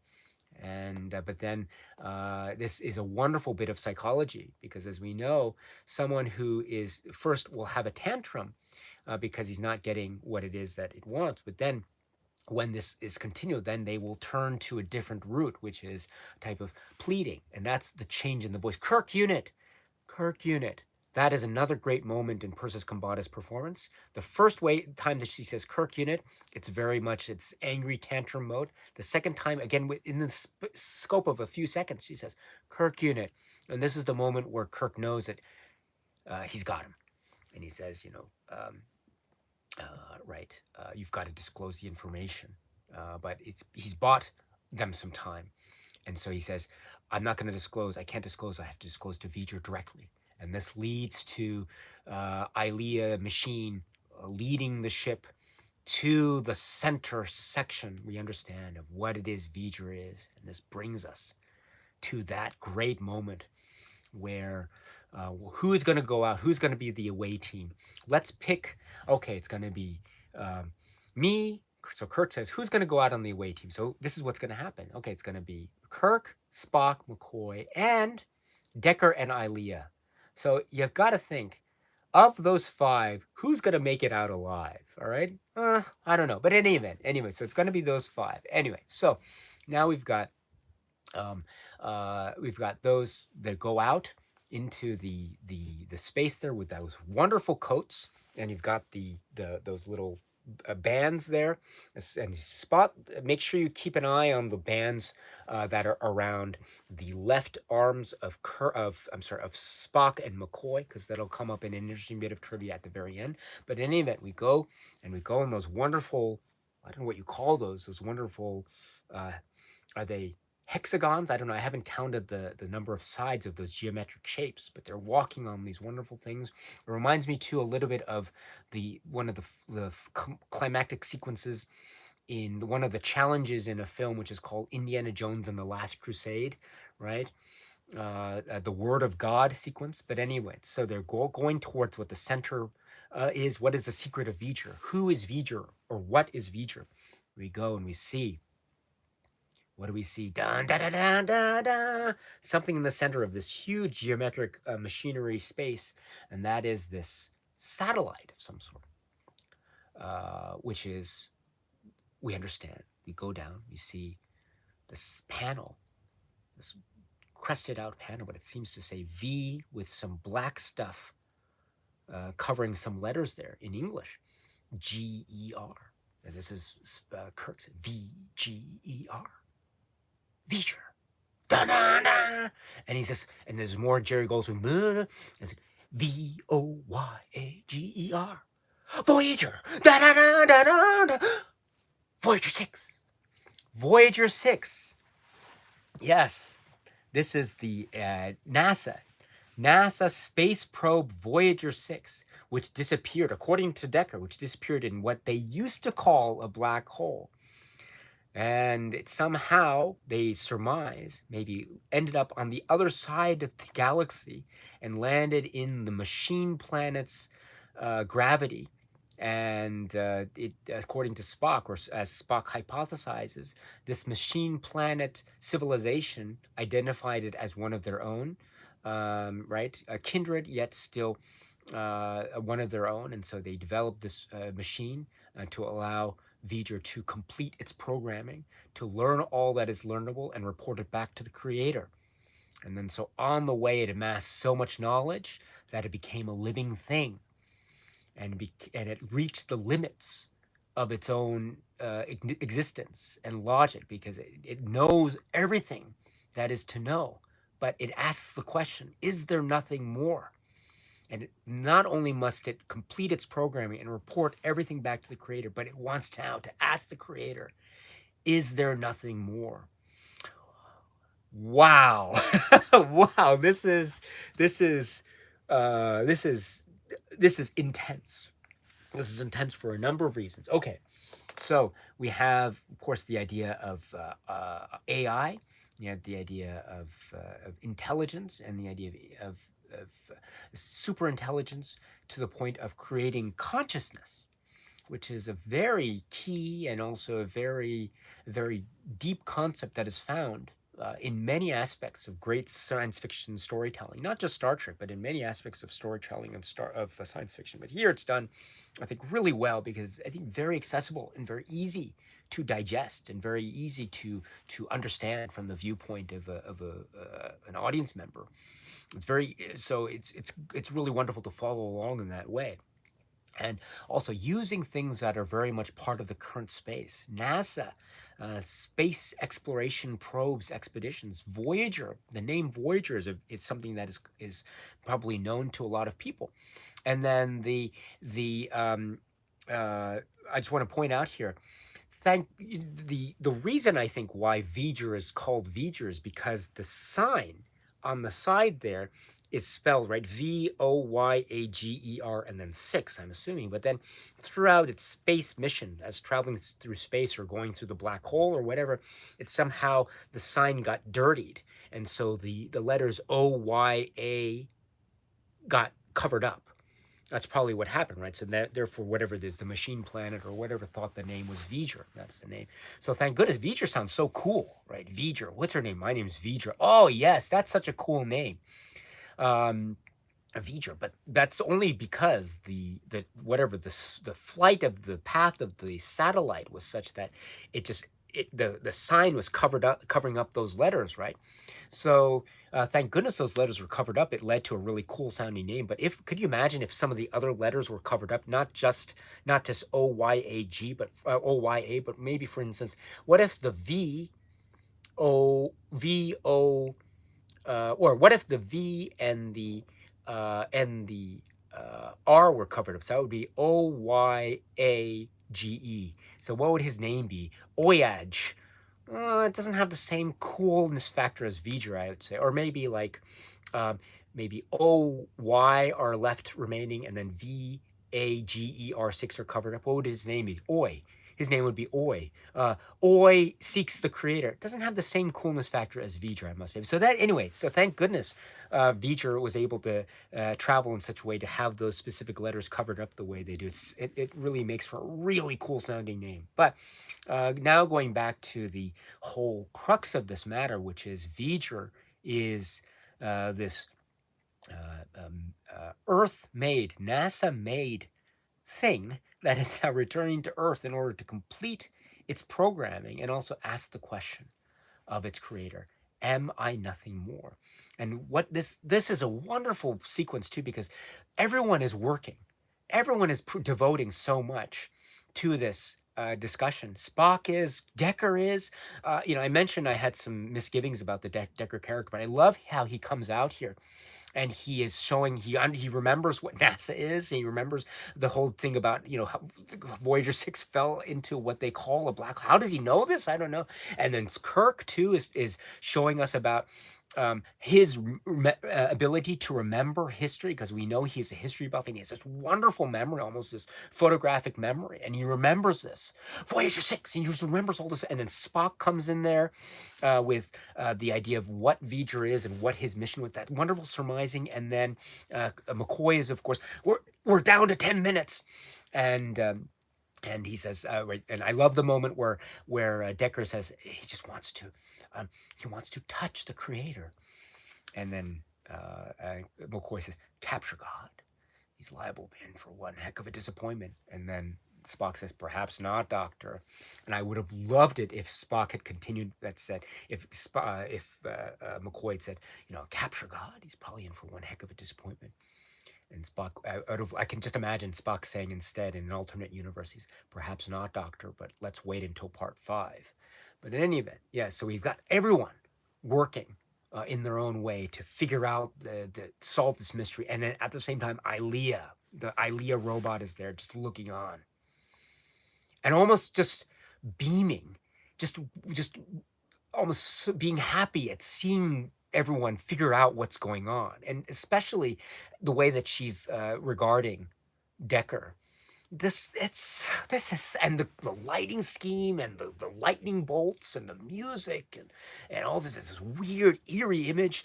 It's great. This is such a great thing, and it's amazing too. This is the climax moment of the film, and it's not this. I mean, don't get me wrong. I love explosions. I love the final adrenaline rush of a final climactic battle, things of that nature. I love those, and we'll get them in other films in the Star Trek series. That's for sure. Great stuff, great stuff. But here we get none of that. Here, the climactic moment is everyone essentially standing and figuring out what the issue is.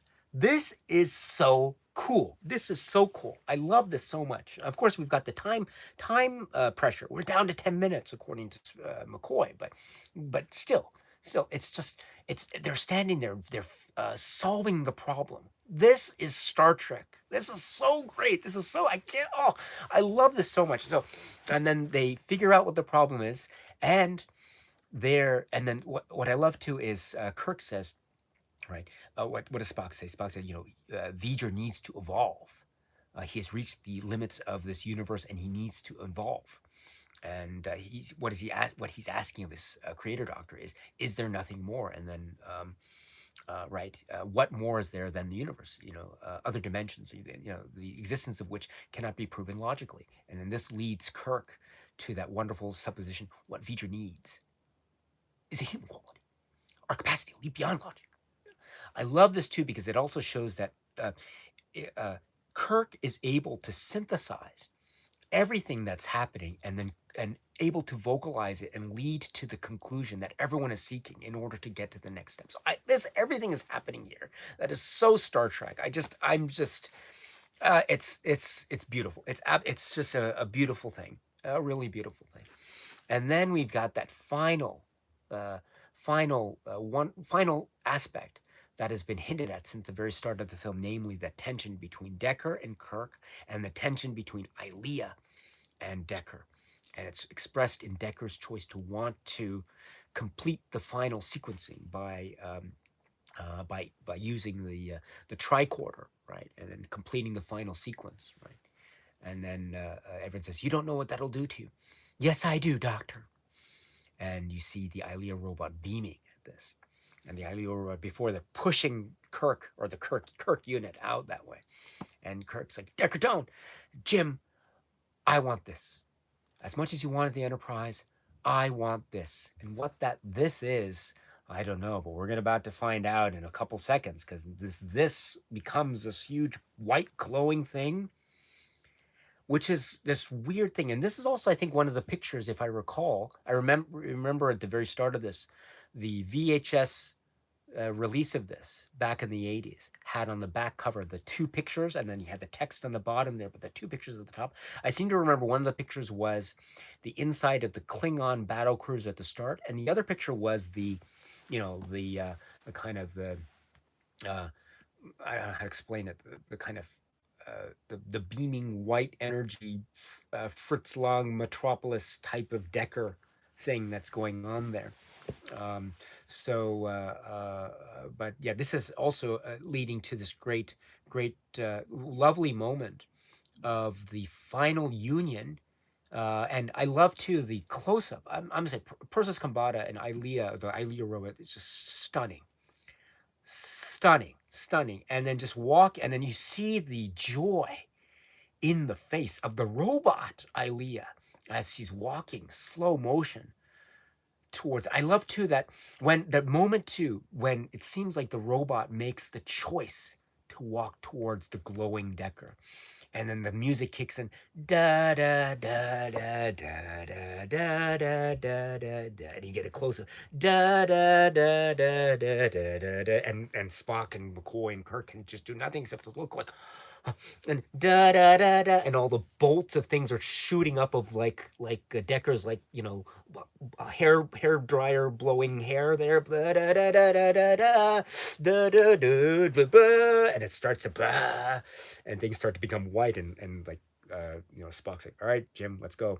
Going, walking back, or going on those hexagonal steps there back to the Enterprise as the thing starts to turn white, and then go blah da da ba da da boo, the white thing, blah da, and blah, whatever's happening happen. I don't know what's happening, but something's happening, and then da da da da da da da, and they go back.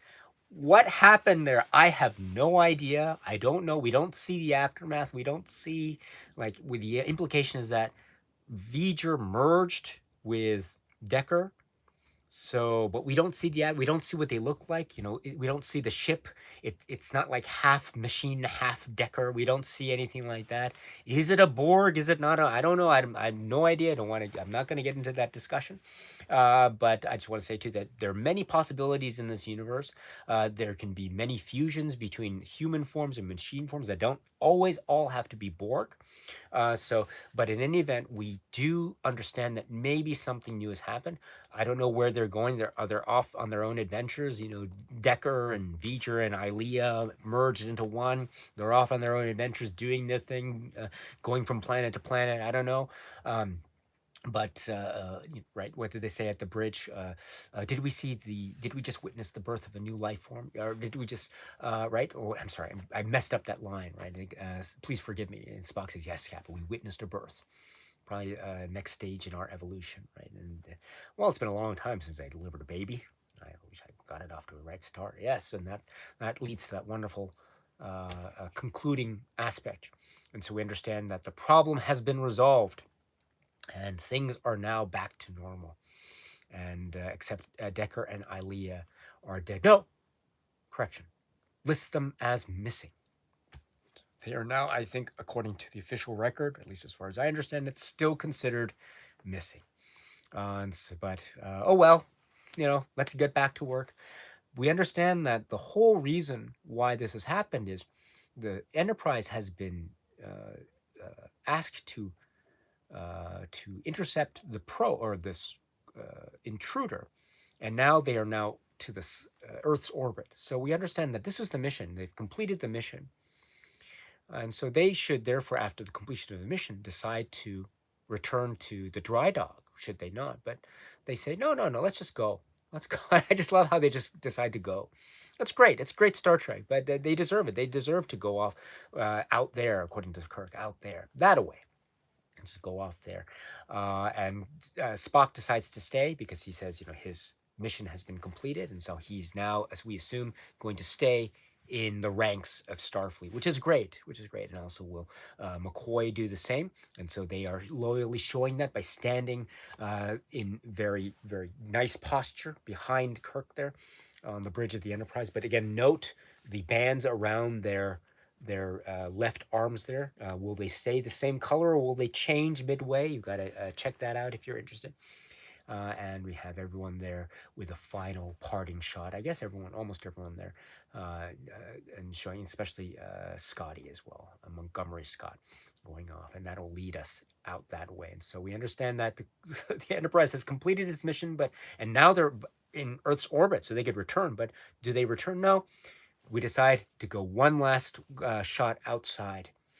This wonderful, wonderful turning, technical, accomplishing shot around a bit the Enterprise. Da, da, da, da, da. I guess we go from the saucer section down to the bottom, the belly part, and going around to the back, and then going into warp speed. Those who know the teaser trailer to Star Trek VI, The Undiscovered Country, you'll know that this is also used again to great effect. Well, actually, this shot is used again in Star Trek II, The Wrath of Khan, as are a number of other shots and props, by the way.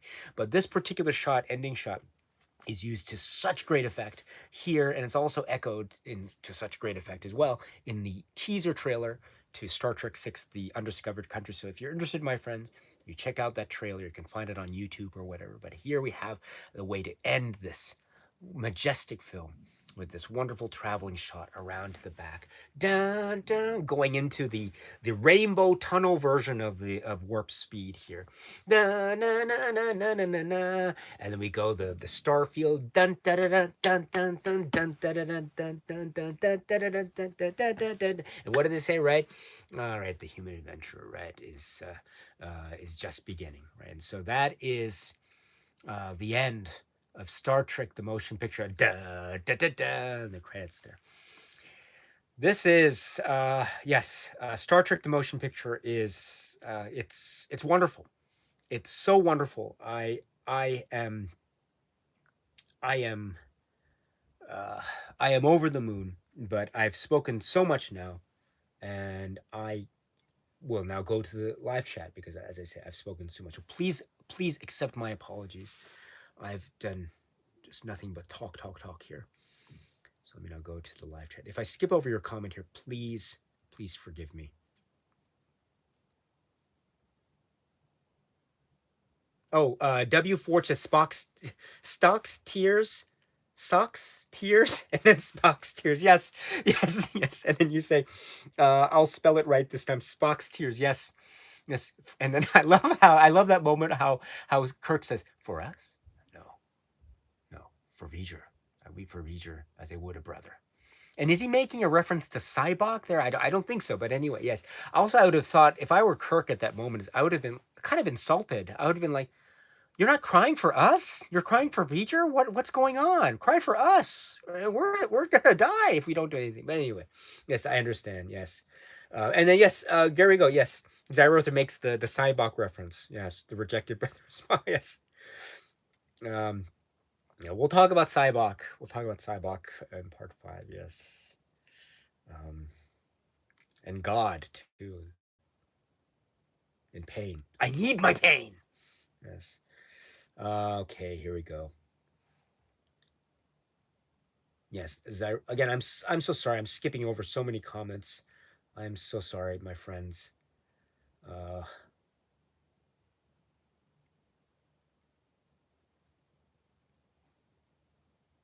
Filmbuster is here. Hello.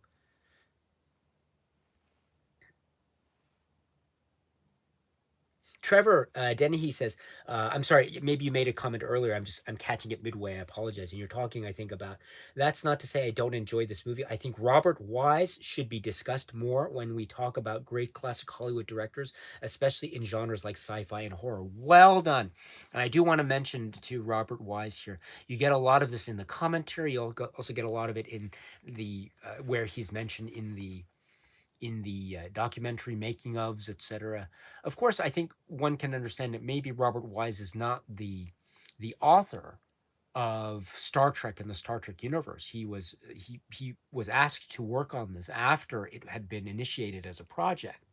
However, one cannot deny the power of the directing aspect, the directing power of Robert Wise here, especially given the fact that he was able to assemble so many things, or the impression is that he was able to assemble so many differing creative voices together under a really limited amount of time. There's so much pressure. I can't imagine what the pressure must have been like. and just working Harold Livingston and the producers and Gene Roddenberry and this delay here and the effects didn't work for the first effects house, etc. Oh, etc. I can imagine.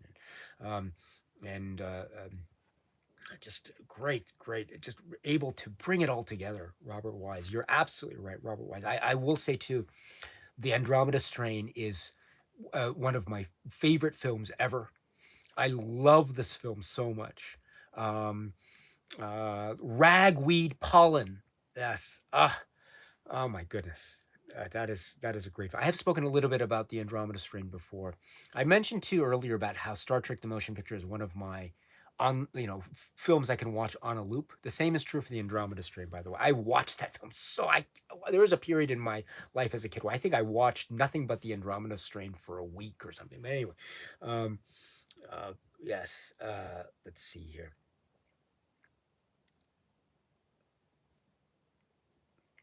Yeah, Dooley Braza says V'ger could have creative Nomad. Yes, thank you for the reference to Nomad and later Ilea. Thank you. Yes. Um, Cooper Clever says Daisuke, did you say you've seen this film in a theater? I didn't. I was never able, unfortunately, to see the motion picture in the theater or Star Trek II: The Wrath of Khan. I have seen all the other Star Trek films in the theater, however, starting with Star Trek III: The Search for Spock. Star Trek. I saw Star Trek IV, The Voyage Home in the theater as well. That was so much fun. So much fun. Um, let's see. Okay, now I'm back to the socks tiers here. The great socks tier. Will W Forge. That's got to go. And I love. Don't forget socks tears by W Forge. That's got to go. That's got to be one of my favorite comments that I've ever read on any live stream. Thank you so much. I will never forget socks tears. Well done. Um, let's see. Scott Johansson says also makes reference to Event Horizon. Oh, Event Horizon. Yes, talk about it. That's another very interesting film. That's like that's like um, that's like if Star Trek: The Motion Picture and Hellraiser met and had a baby. That baby would be Event Horizon, right? I think. Yes, yes. Okay. Let's see. Reese or Ries, Ries says the motion picture is still my favorite Trek film. It has all the things what makes Trek great. Problem solving through science, not blowing up things. I love this comment too because um, I think this is captured so well in that final climactic scene with in the center of V'ger, figuring out what V'ger is. This is so great and it's tense, it's suspenseful, it's got that eerie in there, this weird space. Where are they? This space, like this empty hallway, kind of this huge empty hallway at the center, this glowing thing with these, I don't know, this Stonehenge kind of arrangement with the hexagonal discs around them. What's going on? This and the bolts, etc. And it's so suspenseful, and they are figuring out, they're solving the problem. You're absolutely right. I agree so much. And Gula Guns. I think they should have spanked it. Yes, that's we're making a reference to um, the little bit of dialogue from Dr. McCoy. V'ger is a child. Yes. Um, yeah, Heat Sinker is here as well, talking about consciousness. Yes.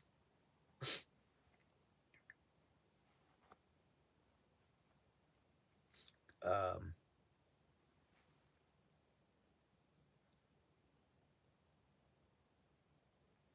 Zyrother says once people saw it out of the shadow of Star Wars, its message and tone became accepted. Although will say also that I think thanks to Star Wars, it's my understanding that thanks to a lot of factors, but I think Star Wars being one of those factors, that was probably a reason that was cited in terms of making the choice to want to turn, in thy image.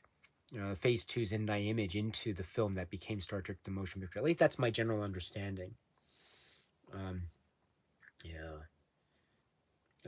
And I do, yeah, I like I do like and I do understand the references or the comparisons made between Star Trek: The Motion Picture and 2001: A Space Odyssey. Although I would say that there are some differences as well between the two films, as I think there are differences between Star Wars and Star Trek: The Motion Picture.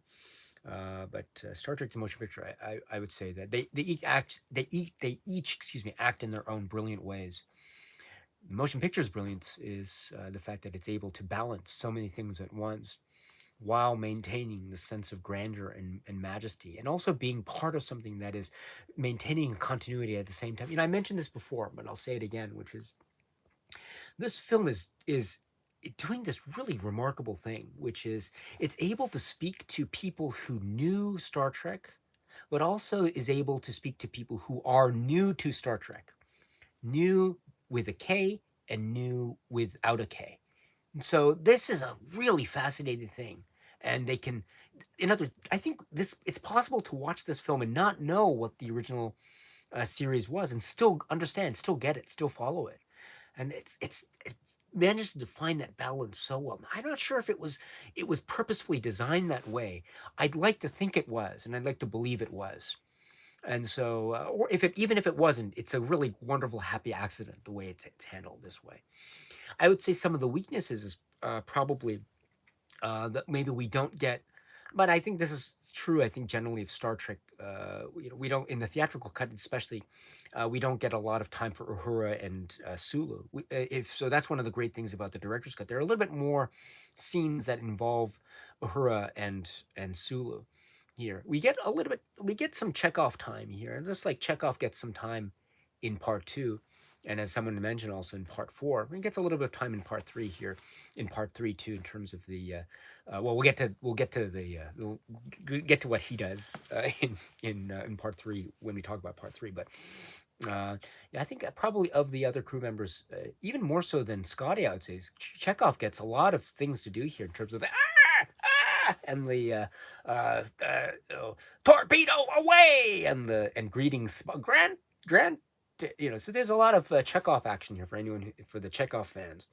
But probably one of the weaknesses is we don't get enough time for the development of the other relationships of the crew, which is, I think, one of the great strengths of four and indeed five. I know five gets a lot of criticism, but one of the great strengths of part five is we get the relationship dynamics between and among the other crew members. It's a little bit twisted, I know, because of the influence of Cybok and what's going on and a type of mutiny type of feel, but still there is that element there which makes it, I think, rise where maybe the other films that don't address those crew member dynamics maybe might be said to be somewhat lacking, at least in that degree. And so I would say that that's probably one of the areas where the motion picture is for me it right. But it had to, because it had to focus on the reunion of the crew, in particular the three. This is probably this is probably for me the key core set of relationships in all of Star Trek. There are so many great relationships in Star Trek. Of course, there's so many. One of the great ones is probably Picard and Data. Um, that's probably one of the key ones, and for Next Generation, of course, and even now with Star Trek Picard, etc. But for me, it has always been as great as that is. It's always been Kirk, Spock, and McCoy. This is Star Trek to me, and so the reunion of this triumvirate is it's uneasy. It's not quite smooth. There are some bumps in the road, as we've indicated, in terms of where do the allegiances of Spock lie? Is he really out for the how? And then there's that wonderful moment, McCoy, Jim, and how do we know about any of us? And Kirk is almost annoyed. I had to get to the bridge. What is it now, McCoy? So that's really great. And what I love too is how even in this strong relationship, as was mentioned in the chat here, in a wonderful, great, astute comment, is that how uh, Kirk and Decker have this antagonistic relationship, and McCoy has to step in and try to alleviate the tension. But he steps in a way, almost in a way, to counter. Kirk's attacks, and he himself almost in a way attacks Kirk back. And so even that relationship between Kirk and McCoy is not without its own set of tensions. But we are reminded that it was always, in a way, tension filled, even back in the day in the original 5-year mission. So it's a great thing. So that is being more or less intact the way it always was. And I think therefore it's in other words, they don't always agree. In fact, there are many ways in which they disagree or they are confused as to what's going on. And it's their combination that really leads to some great results, including the resolution of the V'ger issue, the V'ger problem, as we see here in the conclusion of the motion picture. So, um, let's see. Anyway, sorry about that. Now going back to the great comments here. What do we have? Are we almost out of time? Has time flown? Oh my goodness. Oh, I'm very sorry about this. I tend to monopolize the conversation. How much time do we have left here, by the way? It's 9:27, so I have to go in about 5 minutes. So let me now just say my final thing. Go to the comment section and just say yes. Thank you so much for giving me this opportunity. Just giving me this opportunity to talk about this film. I don't think I've done it justice. I you know, if you, I'm sure there are many of you out there who feel the same way, and are very critical of my very poor way of handling this film discussion. So I apologize so much. I really apologize. I hope I didn't disappoint too much. If I did, I apologize. Even if I did disappointed just a little bit, I apologize. But I do want to say that this is a film that is stunning. It's stellar. It's mind-boggling. It is a just a treat, a feast for the eyes, the ears, the senses, everything.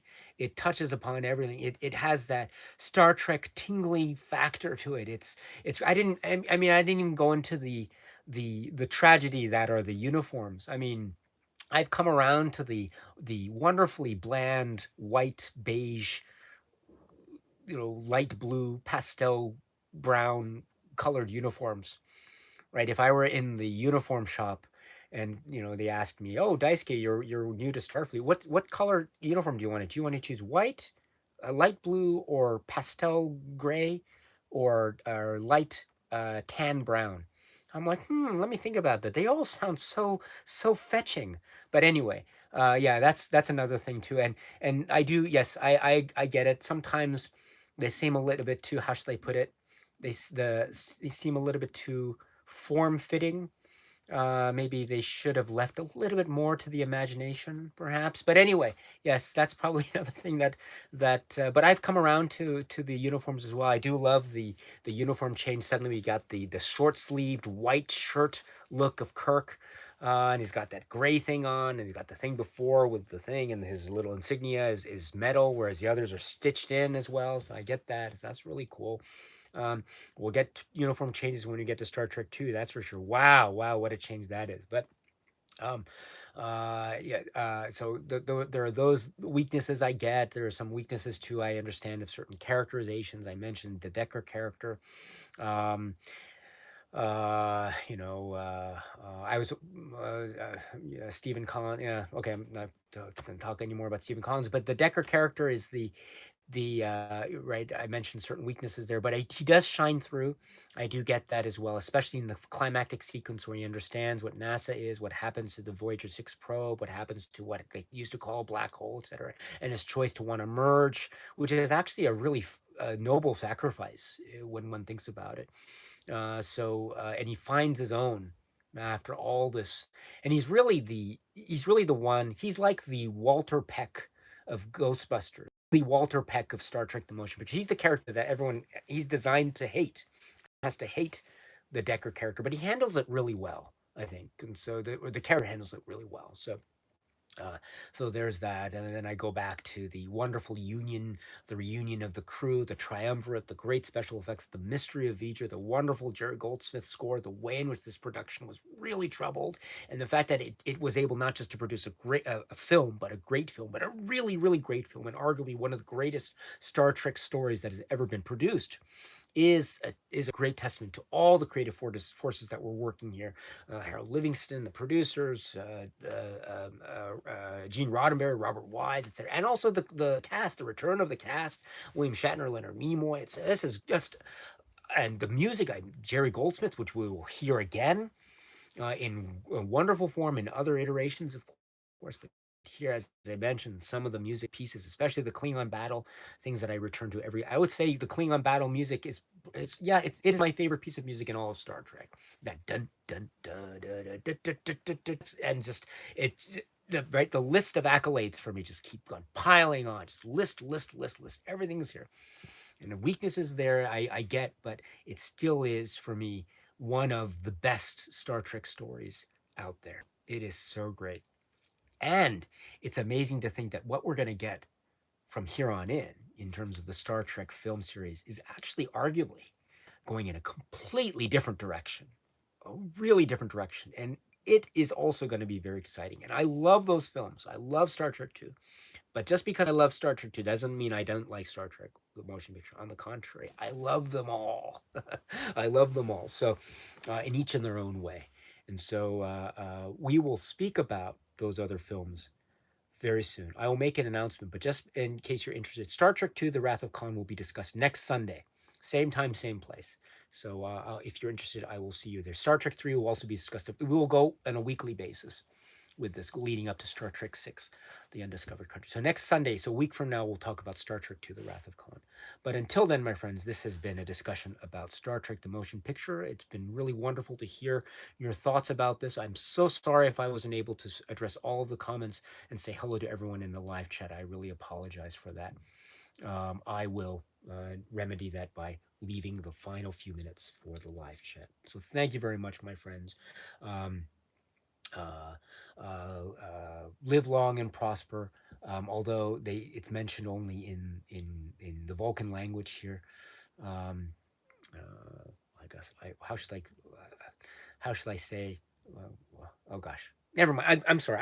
I'm talking too much. Let me now go to the chat here, and we'll close out in Star Trek style. There we go. Adam Kennedy says, "I am glad this kind of austere, futuristic, surgical bay aesthetic exists. The explosion of color and emotion in Wrath of Khan hits even harder because of it." Let's see. Bye, David McGee says, "Bye from sunny Australia." Goodbye to you, my dear friend David. Thank you so much. Um, Erwin says, "I actually prefer Goldsmith for Alien and Explorers. Those were my soundtracks." Oh, that's great. Rachel's here. Hello. It's nice to see you. Thank you so much. I hope you're well, my friend. Scott says, "Daisuke, thank you for the mentions, and hello to Jerome. Weaselberry again. Have a great day, night to all. Thank you. Bartholomew, hello. Thank you so much. It's nice to see you. Thank you. Um, let's see. And Heat Sinkers here. Thank you so much. Kubrick Lovers here. Thank you so much. Damn Fool, thank you so much. Yes, what did you say here? Damn Fool. Yes, the uniforms and overall pastel look is the most dated aspect. The overall look makes you go, oh dear. That's far too bland. Yes. Yes. Very bland indeed. Yes. Analysis of sci-fi says great Ghostbusters reference. I never thought of that. What was it? Oh, the Walter Peck. Uh, we can talk about Ghostbusters. My name is Peck. Yes. Yes, human sacrifice, right? I guess, right? Human sacrifice. Decker kind of sacrifices himself, so that's the human sacrifice that, right? That's mentioned in Ghostbusters. Yeah, human sacrifice, dogs and cats living together, mass hysteria. Enough! I get the point, right? Actually, the guy who played the mayor, I actually saw him in a restaurant many years ago in New York. I forget what the restaurant was, but I was out there. I wasn't living in New York at the time. I was visiting with my wife, and we wanted to go to this restaurant to have I forget what the name of the food was, but he was there. That actor was there, and it was really cool. Oh, that's that. I mentioned to my wife, who she doesn't know, right? But she knows Ghostbusters. Oh, that's he played the mayor in Ghostbusters. Oh, wow, wow. But we didn't have the courage. We didn't want to interrupt his breakfast at the time. So instantly, one of my favorite moments in Ghostbusters is just before it's the song they're playing in Ghostbusters. It's saving the day, saving. They go out and right. They say, oh, here's um, what's it? The Heart of the Ghostbusters, and then there's the guy in the crowd there, and you hear what's the phrase? The ADR, the post recorded dialogue. There's the guy that's Ghostbusters. All right, right. Does anyone who knows Ghostbusters, you know what I'm talking about? That guy always stood out to me whenever I saw that. Even back in the day when I saw Ghostbusters in the theater too. Believe it or not, that was a really scary time. Yeah, yeah. There's a bear in his apartment. So anyway. Oh, thank you, David. Yeah, Ghostbusters. All right. You know what I'm talking about. That guy, right? That guy. Yeah, yeah, yeah. He has red hair. Yes, yes, exactly. And he's got like the gray, kind of maybe white or gray jacket or something. Yeah, yeah. Thank you. And Jamarl 81 says when McCoy is first beamed to the Enterprise with a beard. Yes, yes, with the PGs. Yes, that's right. He's got that thing. Yes, and he's got a. I think does he have like this neckwear? I'm not sure. Again, anyone who knows. Has anyone ever taken the Colinar? I'm sorry, not Colinar. The Colinar. Has anyone ever taken that design and turned it into jewelry that you can buy? If anyone has information about it, please let me know. If anyone has Colinar earrings, oh, that would be so cool. Anyway, yes. Um, oh gosh, I could go on. Gosh, yes. So sorry about this. All right, I'm gonna stay. I'll stay for another minute or so. Yes, and then any more last minute Star Trek the Motion Picture comments, please let me know. Again, we'll be talking about Star Trek II: The Wrath of Khan next Sunday, so I'll make the announcement. Very soon, but just again, if you're interested. Yes. Oh yes, yes. Nax 1 2 3 4 5 6 7 8 9 1 0. Someone asked earlier if there was a novelization of the movie. Yes, there is, and you're right. Yes, there was. I read it. Yes, the transporter scene was especially graphic. Yes, yes. Very good read. It explained a lot. Yes, yes. Thank you. Um, Scott C says your scene recreations with music and sound effects were hilarious. Stefan, thank you so much. Thank you for putting up with it. Thank you. Yes, I'll try to restrain myself next time with the Wrath of Khan, but maybe I won't be able to help myself because there's so much to say about the Wrath of Khan. Um, oh gosh. Um, uh, oh gosh, what can I say? Um, oh gosh, there's an apple scene. I don't like to lose. They're talking buy the book, buy the book, right? If we go buy the book, hours could seem like days. Yeah, continue. Yes, we're not going to be able to restore power for 2 days. Buy the book. I'm like, oh, Spock, I love you, but you've got to figure out a better way to encode your messages. All right, all right. Anyway, we'll talk about Star Trek II: The Wrath of Khan. Yes, very much. Yes, he cheated. Yes, changed the conditions of the test. Yes.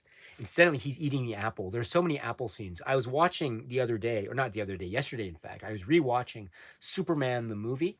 Right, the Richard Donner film because just between you and me, we after we talk about the Star Trek films and after we talk about the Jaws films and Livestream, the next series of films we're going to talk about are the Superman films, 1, 2, 3, and 4. Maybe also the Richard Donner cut as a separate one. But there's a great scene in Superman, the first one, where Lex Luthor, or as Otis says, Luthor, Mr. Luthor, as he is swimming and he gets out of the pool and he's got to put on give Lex Luthor the robe. And as he's giving him the robe, he's still in the pool.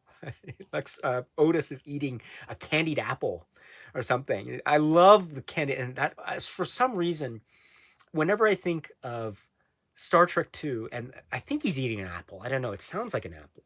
Kirk, right? In the Genesis cave or whatever, and he's eating an apple. I always think about Otis eating the apple as he's giving the robe to Lex Luthor in the pool in the first Superman movie. We'll talk about Superman. Yes, more than a match for poor Enterprise. Can I cook or can I? Yes, yes. Um, yes, Paul Abbott's Ablett, excuse me. Pardon, Paul Ablett says, "Thank you for a very interesting and thought-provoking discussion. It remains my favorite Trek movie. It really has that awe factor." Thank you so much. That's very kind of you. Thank you. Um, yes, Damn Fool says, "There's a thought. They get there, and V'ger is Otis, where Luther has banished him centuries ago." Yes, he's living in this place. Where does he live? Otisburg. Otisburg. Miss Tessmacher has her Otisburg. Oh, God. Otisburg. Okay, okay. Okay. We're going to talk about Superman. Yes, we'll talk about Superman very soon. Yes. Okay, my friends. So I have to go.